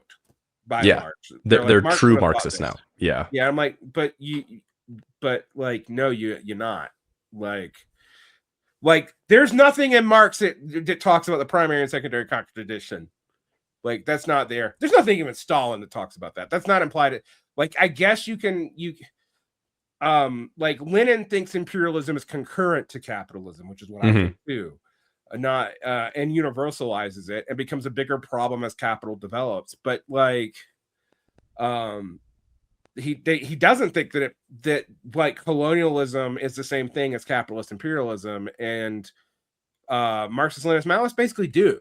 I mean, they think that colonialism and imperialism comes first, and I'm like, okay, this gets actually very, very technical. There's a lot of debates about this right now. I mean, Chiaber and the Berner School thinks it comes way after. Yeah. They also date capitalism beginning like earlier than everybody else.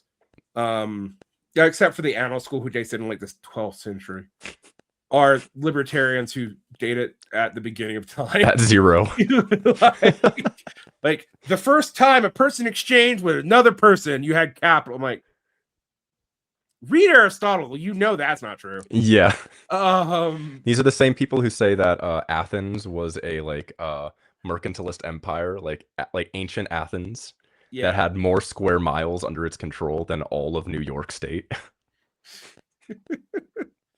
Yeah, they're funny. But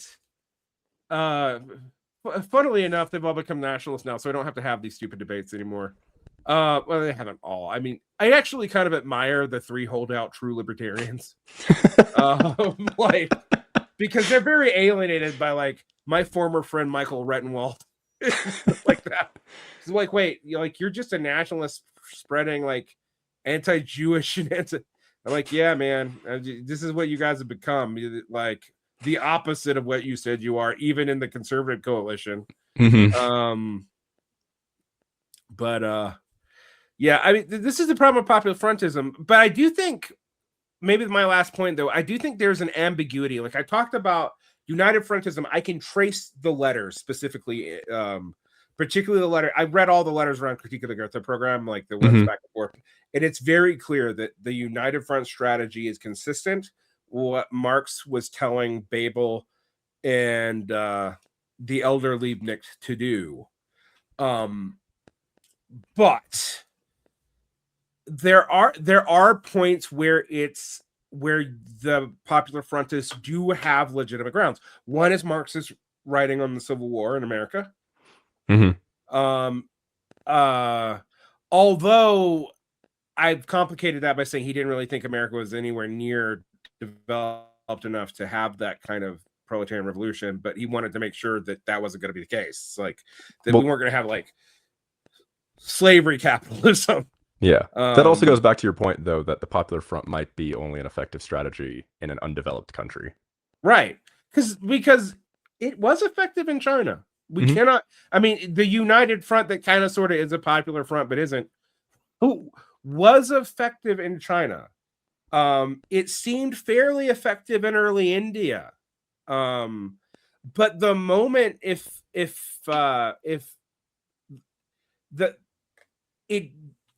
it doesn't seem to work elsewhere. I mean, Syriza, which is a party, is birthed out of a popular front. A lot of these left populist groups are like post-Marxist developments of popular fronts. But isn't Mélenchon some kind of popular front as well? Yes, it's the Front Populaire. Although it's this is the problem. Our own episode on them because François Baud and the Front Populaire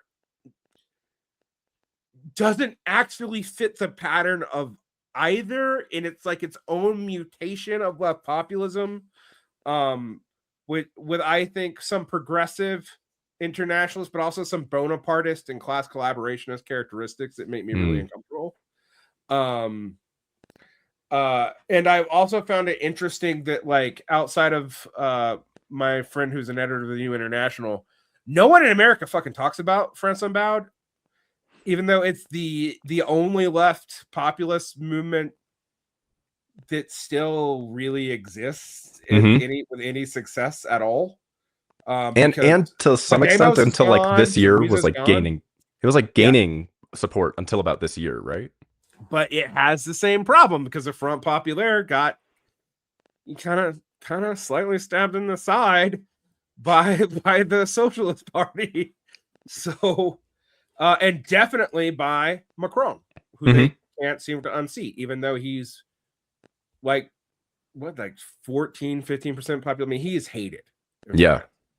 I think I know more people out of France who respect him than in France who respect him. Kind of like Merkel was at the end of her tenure too. Yeah. Where you had American liberals singing Merkel's praises. I'm like, do you remember who she is? This is like you singing Margaret Thatcher's praises. What the hell's wrong with you? But American liberals love to do that too. They do. I mean, to be fair, sometimes they even have a dialectical point. Like, it is true that although Mexico has now disproven this as a universal tendency, but in general, the first female president of a country actually does tend to come from the reactionary side of politics. Benazir Bhutto, Margaret Thatcher, what's her face in Japan is very consistent with this. I can't remember her name. I'm sorry, people. So you see a lot of this stuff. I guess this actually should bring us to we're gonna have to do a supplement episode on modern popular fronts and left populism, because they're not technically popular fronts because they're looser. Because there's sometimes barely parties involved. And then, I mean, if you look at like Vincent Bevan's work, because he's like, Vincent Bevan's like, oh, you have all these like loose left populists and they were too informed by anarchists and blah, blah, blah. And he was on the ground for some of this. I get why he feels that way. But I always remind him, like, but why did they come up? Because those Leninist parties that you want, they already existed. And all these, they were stronger in the country you're talking about than here. Like, why did they fail? And like, he hasn't written about that. I'm like, you're just not looking far enough back. You're only looking at the period that you want to deal with. And I remember this debate between Charlie Post, Trotskyist, not a guy who I often like, to be completely honest, and Bashkarson's Kara, and people should read it because it's really you should read it before we talk about the United Front. Where Bashkar was like positing a popular front with the social, basically what we actually do see in the DSA, which is you have a bunch of Marxist Leninists and Trotskyist and all kinds of groups, whatever neo-Kautskyism is. I mean, those are the people I like the most, but like, I don't know what they are either. They're not really Kautskyists. They're like pre-1920 Leninists. So, their window is about 3 years of Soviet history. But anyway, and like the Second International, when it didn't suck, for also ignoring, and they know it too, ignoring all how craven the right wing of the Second International was. But all that aside, you see all these people with basically the Social Democrats at the helm. That's what Bashkar was arguing for. And if you look at the DSA right now, even though the left factions are more popular and they're bringing more people into the DSA, that's actually true. It's groundworks policies that tend to win. And that's been consistent. Yeah. And like, I've been like, I feel good about like the left faction, but I'm also like, guys, you guys like Lenin. You know what Lenin had to do, right? Why is there no RS, like Russian Social Democratic Party? Why are there Mensheviks and Bolsheviks? Just saying. Yeah. I mean, and the Mensheviks split among themselves. There's the red Mensheviks and the right Mensheviks. I mean, like, because there are Mensheviks like Martov who weren't really hostile. Yeah, they were hostile, but they weren't truly hostile to the Bolsheviks. Like Lenin still respected Martov. And then even though he was in self-exile, and then there was the Mensheviks who fought with the whites, which I'm like, that's unforgivable. Yeah. Right? But that also happens in these popular fronts. I mean, the Socialist Party of America did it. They did anti-communist shit. They were all over the place in the 20s. They were kicking people out for being, in the 30s and 40s, they were kicking people out for being communist. But they kicked Victor Verger's wife out for being communist. But then they were also pro the popular front with the communists. This happened as well in Chile and in Italy and in Spain.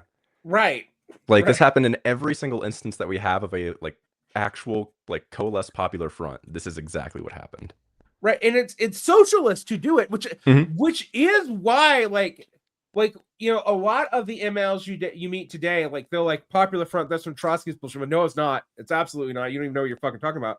But they're basically third periodists, and I'm like, but you're repudiating Stalin after 1936. And you're definitely repudiating Mao. And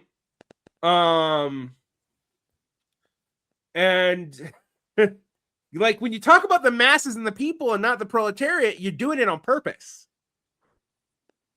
Yeah, that's a very distinct linguistic shift. Right. Which, to be fair, this is also what Mélenchon does as well. He explicitly is a mass party, or masses and the people. Right. No, he does. Yeah, he talks about the people generically. And France Unbowed is like 6 times larger in a smaller country than the DSA is. You know, I think it's like 600,000 as opposed to 90 or whatever. But their polling numbers have plummeted in the last year. Yeah. Well, again, even though they were, Hollande was more popular than Mélenchon. I was like, oh my god. Like, I mean, it's the example again of that. Like, even though they weren't able to get rid of Macron because Macron made an alliance with the right, but at the same time, France Unbowed was given like a lot of popular support, and they weren't able to do anything with it. And so once again, like once they hold this position of government, they're not able to do the things in the government. It's the exact same. Like it's just same thing with Corbyn. Yep.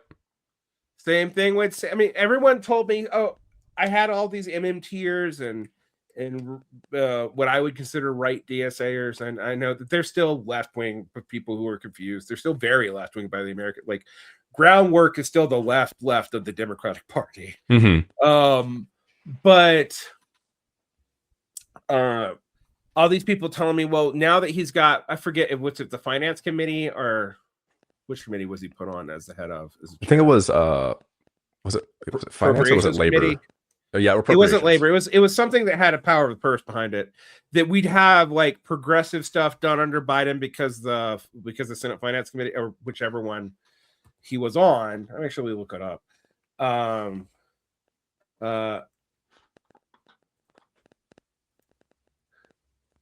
We would get all these like progressive things done through this committee work. That did not even kind of happen. Again, the thing that I have to remind people about the Biden coalition is that like we had socialists defending a rail strike, breaking a rail strike. Yeah, I know. That was when I broke with AOC, by the way. Well, actually, I've never been an AOC fan. I've never trusted her because she was a Kennedy staffer. Sorry. But when people are like, oh, you have to defend AOC. And I'm like, well, like Nancy Pelosi comes from a similar movement in the 70s, guys. Like, and she took power in like 2006 in an anti-Bush turn. Like, this has happened before in almost the same way. Oh, he was on budget and finance. Yeah, budget and finance, which is huge, right? Reconciliation bills go through that. And yet, it did not happen. We did not get... I mean, you could argue that, everyone's like, Biden's been more progressive on, I see former Cliffite Trotskyists like Eric, maybe I'm throwing too much shade out in public, but Cliffite Trotskyists like Eric Blanc do this popular front stuff saying we need to support Biden for these presidential appointees to the NCLB. And I'm like, those are really easily undone. And we've seen that. Yeah, we saw it happen in real time. And we also know that he was putting real limits on what they could do then. We could talk about like Lena Khan and, you want to get on me fighting with Marxists. Like monopolies are more progressive than petit bourgeois. I'm like, not at this point. You're pretending like this is industrial labor, and it's not. This is no longer leading to the socialization of labor. This is market capture.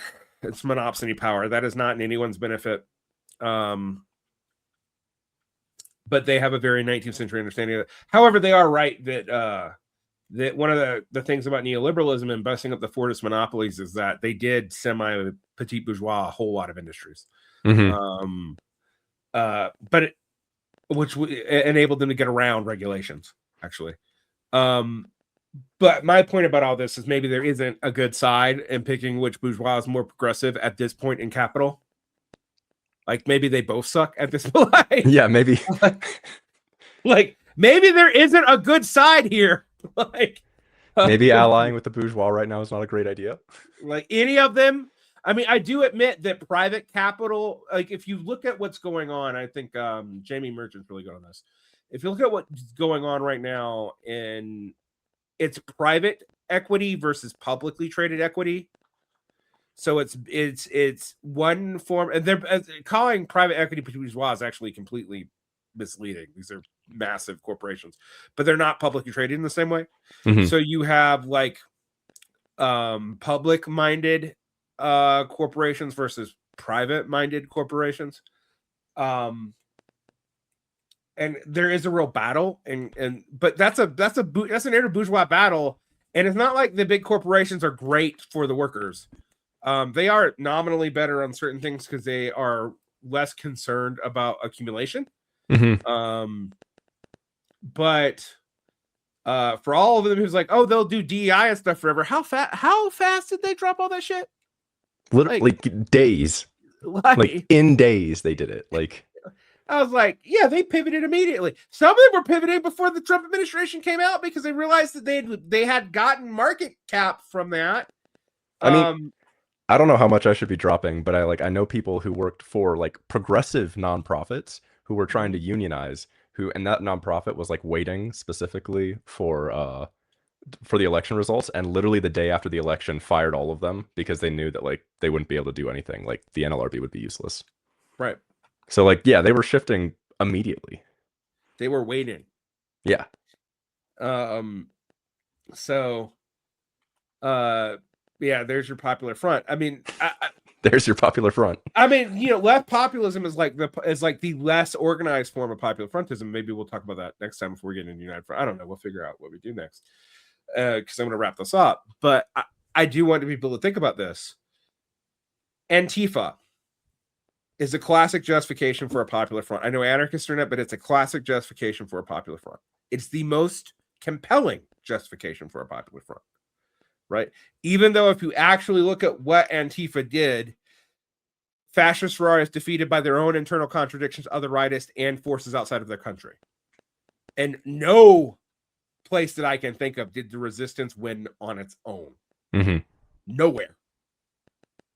And you think about like the Right Woe Society and the German resistance, they all died. The only survivors were the reactionary resistance to who stayed in Germany, were the reactionary resistance to the Nazis, and then the people who left and came back. Like, that's how you survived. So we're not anywhere near there. I mean, there were some dark days in the beginning of the Trump administration where I was like, maybe we are closer to that than I thought, but we don't seem to be. If the attempt to make the Charlie Kirk assassination into the Reichstag fire can be forgotten about in a couple of weeks, then but again, it's the internal contradictions of the right that are taking the right out right now. It's more than there's actually no resistance for like against the right. It's literally just the right eating itself, or the reactionary forces right now eating themselves. Right. I mean, and maybe there's like people in government in the quote deep state, in the administrative state, and that's always been the same thing, by the way. That are just kind of waiting it out. Because that, if you know about deep states, that's actually what they tend to do. But I don't know, man. I feel like we're in a time where we've literally seen a popular front fail in real time. It put Biden in power. Mm-hmm. It made excuses for Biden until Gaza. That's what it took for people to be real. Like the number of socialists who were making excuses for the Biden administration until Gaza was stunning, because the same people attacked Obama for things that they were defending Biden on a few years prior. And I cannot let people forget that. Mm-hmm. Like, because it wasn't just that this was a Democrat. It was that this was a Democrat that, because he had Mondale-like tendencies, they thought they had leverage over, even though Biden is one of the most reactionary Mondale Democrats that's ever existed. If you look at every single terrible bill that the left, I'm saying scare quotes, the left of the Democratic Party, let's actually just be fair, with the left of the Democratic Party hated. Yeah. Yes. Biden his name's on them. Yeah. Every single one. Both the bad bankruptcy bills. Like, he did a few progressive things in the Obama administration because he was war averse, except not when it comes to Zionists. So, like, I don't know, man. It's it's and everybody becomes an internationalist again, which is good. But you have this, particularly in the DSA world, you have this inability to walk and chew bubblegum at the same time. Or you have people who have milk toast national politics, but who take very radical positions on foreign politics where they have no influence. Yeah. Like, I'm like, you don't have any influence on that. You can't do anything about it. And you're not really willing to, like, I'm not seeing Biederman like sacrifice himself to stop a shipment of bombs to Gaza. Nor would I ask him to do that, to be fair. This is not like some kind of like realness challenge. I'm just saying, like, that's the only thing he'd possibly do, and it would be futile, and it would be dying for very little. It would be a symbolic death. And like, I don't expect people to do that. I don't even think that kind of politics of the spectacular works all that well. I mean, we've seen multiple examples of it over the past 3 years, and it hasn't worked. It didn't change shit. Yeah.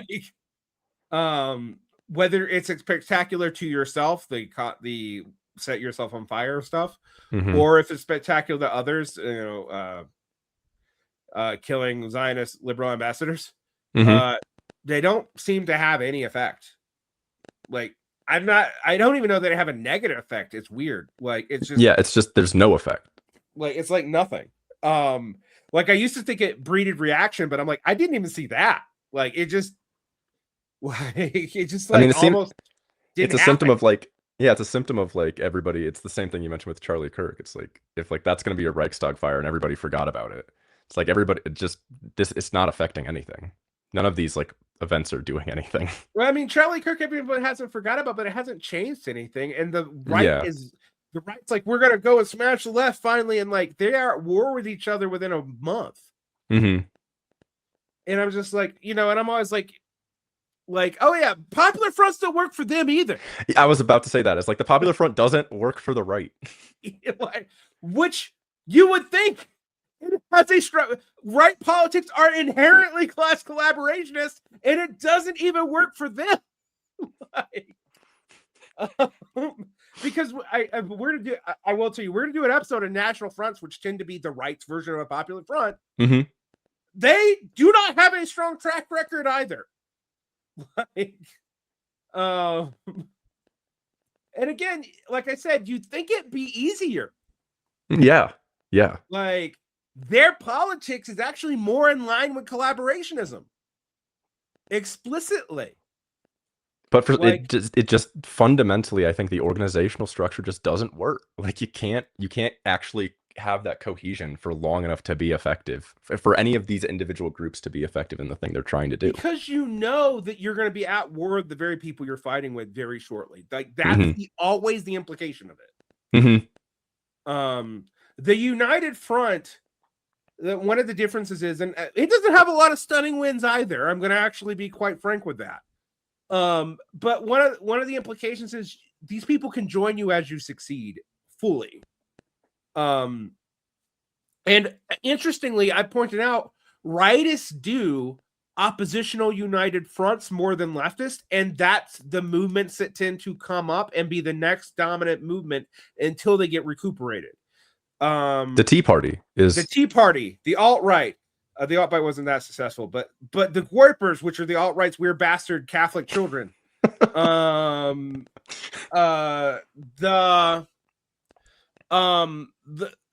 conservative fusionists, even like the Reagan coalition, they did that. The Birchers, they were willing to take out members of their own coalition who did not get on with what they viewed as the minimum program of their politics. And they were successful with it. I've actually said a lot of times the successful right-wingers, we think they're doing something like a national front, but they're doing a national united front. And like, they are better at being abstentionist and even going after their own as a form of discipline. And leftists tend to not, for whatever reason. I mean, some people are like, oh, it's a pro-social personality trait or whatever. I'm like, I don't think it's just that. No, I don't think. Also, if you met leftists, we're not like all that pro-social, dude. No, nobody's pro-social on the left. like the idea that like you guys we're the party of pro-social normies is real funny. We have never been like I've gone back and looked. I'm like, when is this like normie socialist period that everyone tells me existed? And I'm like, it basically never existed. It's like it's something that you conjure up post facto. Like it's like this weird mix of like SDS, civil rights, and everything just like mixed together into one thing that never happened. Right. I mean, it's basically like the VH1 version of the politics of all the bands you liked, as presented to you from 1968 in the Summer of Love, somehow being tacitly tied to May 69 or May 68, even though they're not related at all. Yes. And then all that being tied to the New Left, even though the New Left was mostly silent Jim people who are about 5 to 6 years older. Or they're people in the 70s. I mean, like, it's like when you hear people talk about the New Deal and they're like describing great society programs that didn't get off the ground. And I'm like, that's not what the New Deal was, like, at all. Like, the only thing you're right about the New Deal is that there is a government backstock of jobs for white people and for some black people sometimes. And like, and like, there's bank security. That's it. Yeah. That's all you really get. Like, and yeah, you get a minimum pension and stuff like that. But like, come on. Like, that's it is so like so not what you're like yeah. It's a funny thing, all that, but I do think ultimately we need to go back and look at this Popular Front, because a lot of people from Mamdani have already gone that way, and we already see Mamdani is appointing Adams people to office, some of which were neoliberals who came up under Barack Obama, and he's a DSA cadre candidate. It is not about the candidate, people. Like, that's not the issue. Yes, personalities do matter. Yes, people can betray you. I don't want to make it sound like the people on Economic Times.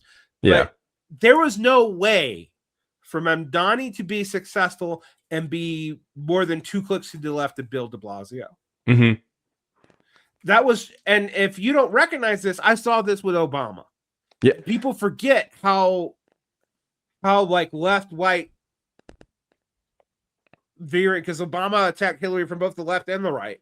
But you know how vociferous that was, and you know, I mean, you guys basically have to be at least my age to remember this now, but and how all that was like, I knew what Obama was gonna be by the time he appointed his cabinet, and the one time I was ever supported Democrats, and it was Mike Gravel. God damn it, who got me to do it. And then when Mike Gravel stepped out and went and tried to take over the Libertarian Party, that was weird. I was like, I'll go with the historically black candidate. At least I'll get some symbolic victory out of this. And as soon as I saw his cabinet, I'm like, shit, I got conned. And I thought about this as betrayal for a long time, but I've really thought about Barack Obama's incentives, and particularly what had been done at the time. Like, he wasn't going to be successful if he didn't do that. Yeah. Now, successful is not what we wanted. Like, exactly. This is the thing. And this is actually the fundamental problem with like the DSA and like him being a cadre candidate, is that like for Mamdani to be successful, he has to actually break with the group that he's a part of almost. But that's not a betrayal. That's not like a personal betrayal. That's just what is going, like, that's because like he doesn't want to be Brandon Johnson in Chicago. Exactly. Which is not even a DSA elected, but like more unpopular, I think, right now than the previous mayor. Yeah, Johnson got a brief boost because of Trump, but the last year and a half has been polling way lower than Lori Lightfoot even did. Yeah. Dennis Kucinich as a mayor, same problem. David Deakins, actual DSA endorsed, same problem. In fact, I can't like everyone goes back to the sewer socialist, but I'm like, I can't think of this working after the New Deal. It only works from the New Deal through the first 2/3 of it. Mm-hmm. Once the war starts, all this stuff falls apart, and it never comes back because the bond market, the city, there's structural changes, and you haven't changed any of that. Yeah. Like, and like, you know, and it puts people like, I will say, like, it put Marxist Union Group in a weird position because like they advocate for doing this in the legislature and splitting and become a party. They kind of take the first Ackerman plan more seriously than Ackerman does now. Although they're more partyists, they really want a true socialist program and all that first, blah, blah, blah. I mean, they are, you know, they're fairly radical, but like, because of the fact that they're democratic centralists and because of the way things went in New York, what do you do when you have to build up a candidate that you feel structurally, like they feel structurally this was going to be a problem, and yet they have to build up, and then like literally within a month they have to critique him, and I'm like, well, but it just makes you look inconsistent and like you're demanding everything. Like, why did you support them in the first place? Yeah. Like, if you knew this was the most likely way to go, and you know, I've even talked to Donald about it in other channels, like you know, privately and stuff. And he's like, well, I respected the discipline of the organ. I'm like, I would too. I would not oppose Mamdani, but I've never said that I thought it was going to go well. Like, in fact, I fucking joined the DSA just to tell people, hey, yeah, don't do this again. Like, we've done it so many times. I think this is like the overall takeaway of like bringing it back to the history of the Popular Front. Like this is that the Popular Front will elevate an individual or a group of individuals into power that might be a cadre candidate for a socialist or communist party. However, those people won't be able to do the things that the party needs them to do and will alienate themselves and the party, and that's not good. Right. Like, so the DSA is not going to get what it wants, but it's going to be associated with what Mamdani has to do. And if he can't deliver on his promises, that will be associated with the DSA. Yeah. Like, all of a sudden we have a concrete example of socialist policies not working in scare quotes. Yeah. Even though it's not the policies we would have really advocated for in the first place. Exactly. Like, you know, I'm not one of these socialism has never been tried people because I get annoyed by it, even though I kind of think it's true. But like, it's actually not true. Socialism has been tried a lot. Socialism has never really been completed. Yeah.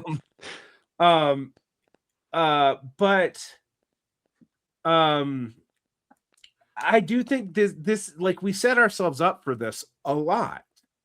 And it's not, I'm not attacking the electoralist. I'm just saying, like, you should go legislature and you should be oppositional until you can win. The right does that shit all the time. And it's effective. Right. It mobilizes very people. Effective. Now, it's effective until my friends in anti-politics will say it's effective until they actually have to govern, and then you have a problem. Totally.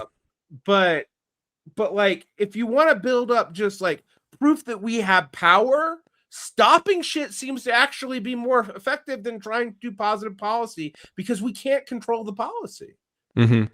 Like, okay, like I would not oppose Medicare for all because of the shit show in the United States. But you know what? I'm just advocating for rational bourgeois policy there so that we don't all deal with like dying of preventable diseases and going into and like having the literal medical industry, which unfortunately is the only growing sector of the US economy right now, cannibalize everything. Like, especially with the coming shit show. Yeah. Right. People think it's bad now. Yeah, things are about to get really, really bad this coming year. Like in the coming years. And like, this is the first crack that they get amped up in the next 2 years, and I don't have any idea what the Dems do about it. I mean, they could reverse it, but problem now is, and I know the MMTers are gonna get mad at me, but there is a bond market, and that's how you get your currency in the forex, which is why you can buy stuff outside of your own currency. Otherwise, the MMT only works in autarkies, and no autarkies exist on the planet. But you know, they're not wrong about like it's not like the government can run out of money, but what can happen is people can devalue your money when you go to purchase outside of your country. Mm-hmm. And I've lived in places where this has happened. All right. I lived in Egypt where it very much happened. And when that happens, the problem with the US right now is like I'm hearing like they'll scream tax the rich. One, okay, the MNTers are right. That's not actually gonna what you really fund stuff with. But two, when you tax the rich right now, if you think about what we're doing to maintain our share of the global forex reserves is the bond market. And if the bond market is mostly to people internal to the United States and it's mostly the businesses and corporations, when you're tax the rich, you're paying the rich. Yeah, it goes back. Like, you know that because you studied public policy. Yeah. But like me trying to convince like progressives and like this was the problem with every that. single Brandon Johnson plan as well in Chicago. Like is like Right. everything you do is actually just going to go right back in. I think we have numbers from a lot of these situations where it's like 90% of the tax income just goes right back to this like same general group. Not necessarily the same people. Because they also hold the bond. So they'll like, it's like that's why big bourgeoisie isn't even always opposed to taxes. Because they're gonna make money off of paying their own fucking taxes. Like, and some of them are like, you know what? The peace dividend to keep the hoi polloi from like totally destroying us. I mean, even the ultra neoliberals, the neoliberals in one country that take over the tech oligarchies, they all are promising like, you let us try to create God, and when we do, we will give you UBI, either in the form of a sovereign wealth fund or in abundance dividends or whatever they're fucking promising. And it's like they know that the current situation, we'd eventually get so mad we'd just tear them apart. Yeah. Because we'll see enough people starve. But we are nowhere near that. And that's the other thing that I think Marxists always assume they like, even like smart ones are smart MNTers. Like Michael Hudson's always predicting the imminent collapse of the dollar. I'm like, de-dollarization has been happening for 20 years and it's continuing to happen and it's accelerating. But it's not going to happen overnight. Yeah. It will, like, there's no replacement currency. I mean, China's hedging gold, like, because they also, you know, they don't want to do their own economy that we did either. I mean, that doesn't make sense. So it's just like, what are you going to do? And I just felt like the Popular Front in America, it's like, it's either piecemeal too. It's like, okay, like, COVID would have been the ideal time to push for Medicare for all. And we did the opposite of that. And the squad went around doing the opposite of that. I mean, one of the things, like, I'll defend Cori Bush on many, many things, but I remember one of the things like, oh, she just lost her next election. No APAC stuff needed to be involved yet because pretty clearly she was pushing for carbon cost without was willing to give up the subsidies for working class people, which turned the unions against her. And I was like, I know we have to fight climate change, but neoliberal ways aren't the way to do it. You need hard blocks, not taxation, not consumer policy. Yep. And if you're gonna do these consumer policy, the best way to get people to turn against you is to put it on the backs of the poor, which is what will happen. That's how the Yellow Vest protest started. Not to do the France thing again, but it is. It's like, and that's why it was a coalition of both right wing and left wing popular forces, right? And that's why it was so hard for the Americans to like grok that, or like the truckers convoys, which were largely reactionary. But I was even explaining, like, from like a worker's perspective, it's not good. But from a sectional perspective, I actually understand where they're coming from. They're not actually big risks. They're in a truck moving across the country. Yes, they can express, but they're not exposed to that many people. It's like trying to explain why like rural people don't like the lockdown policies. I'm like, yeah, they're not near that many people. They're not seeing that many sick people. They're not seeing that many people at all. Yeah. Now, is it rational ultimately? No. But like, if you try to imagine what their incentives are for 35 seconds, you could predict that unless you're very careful and have really made strong inroads in public health, like in certain places in Latin America, they had, Like you had like public nurses who lived in the community, like, and those areas fared way better with rural compliance because they trusted people. That wasn't even true in China. Like, and so I'm just like, you have to, you can't just imagine this stuff from like a policy perspective and just not imagine what the other people are thinking of how they're incentivized. I mean, this is the other problem with the Popular Front is weirdly, even though it's about joining people together, it has like no imagination about the way other people than you think, which is also bizarre. This is like, this is really true.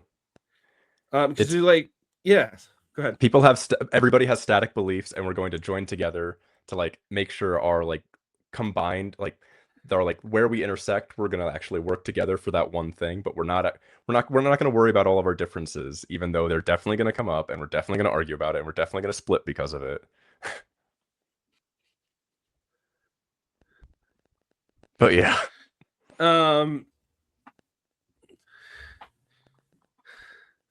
Yeah, I mean, this is the thing. Like, like one of the things you have to do is like you have to act. I mean, I'll give China this. You actually have to deal with the fact that even in oppressed coalitions or whatever, there are dramatically different both ideological, personal, and material interest. And old socialists used to know that like actually your class position doesn't actually predict your politics super strongly. We think it should, but it doesn't. Like they know that. They talked about it. They talked about proletarianization and proletarianization had two meanings in the manifesto. It's actually clear. One meaning is you become proletarianized by the economy. And the other meaning is you see the future in the proletariat and you choose to join up with it. So there's one that's economistic and one that's voluntaristic, even in Marx's primary text. And you know, they knew that a lot of the socialists were bourgeois because they saw that the bourgeois future wasn't good. You know, it was actually like Proudhonist and mutualist anarchists who were more likely to yell about, "Oh, you're not really a worker." And I find that really interesting because we haven't got beyond that. But now you hear it from Marxists too, like, "Oh, you know, you hear about all these PMC professors who are whatever," and I'm like, "You're a PMC professor." It's a PMC on PMC violence, right? Like, you're a PMC professor. How do you not see the irony of what you're like? One, it's not a valid category anyway. It's like there's so many different theorizations of it. But two, even if you do take it as violent, the people who are aware of it are of it. And and weirdly their answers are just like, "Oh, you want like a Fordist compromise is what you actually want," even though you're crouching it in socialist language. Well, this goes back to the left populism thing, is I feel like PMC discourse is the most popular in this left populism like nebulous sphere. Right. Although it seems really weird to be somehow pretending that the professionals dominate everything under the Trump administration. Since they got pwned very quickly. Like they were the first people to fall. Yeah, like, they were the first people out. Yeah. Like I'm just like, so the more powerful Uber blocking this center that secretly controls everything. That's all it took. It took Doge. It took an organization that did stuff for 3 months. Yeah. Come on now. Well, anyway, I think on the next episode we're going to talk about the United Front. Maybe we should cover the two classic ones. Then I'm going to project we'll talk about the weirder forms of the Popular Front and left populism. And then we'll talk about the right's national fronts and how they don't really go that well either. So expect to see Brandon back at least 3 or 4 times. So nice to meet you. Yeah. This is a great conversation. Thanks for having me. Yeah, I really enjoyed it. We'll actually refer to some of the readings more next time. But I think it was probably good to get like a good introductory episode of just get everything out. I feel like so many people use the words and don't know what they mean, or they think Popular Front is what Trots do. No, excuse me. United Front is what Trots do. Popular Front is what Marxist Leninists do, and that's all I really know. Like, or I don't even know that. Like, and there are times where I'm like, what is the difference in this context? Because there are like the Chinese case is fascinating because figuring out how the Chinese United Front is a United Front and not a popular front, you're like, it doesn't really, it has elements of both and neither. So anyway, we might have to do an episode on how China's United Front actually worked, because it even still exists. I'd love to do that. So we'll come back. Take care, people.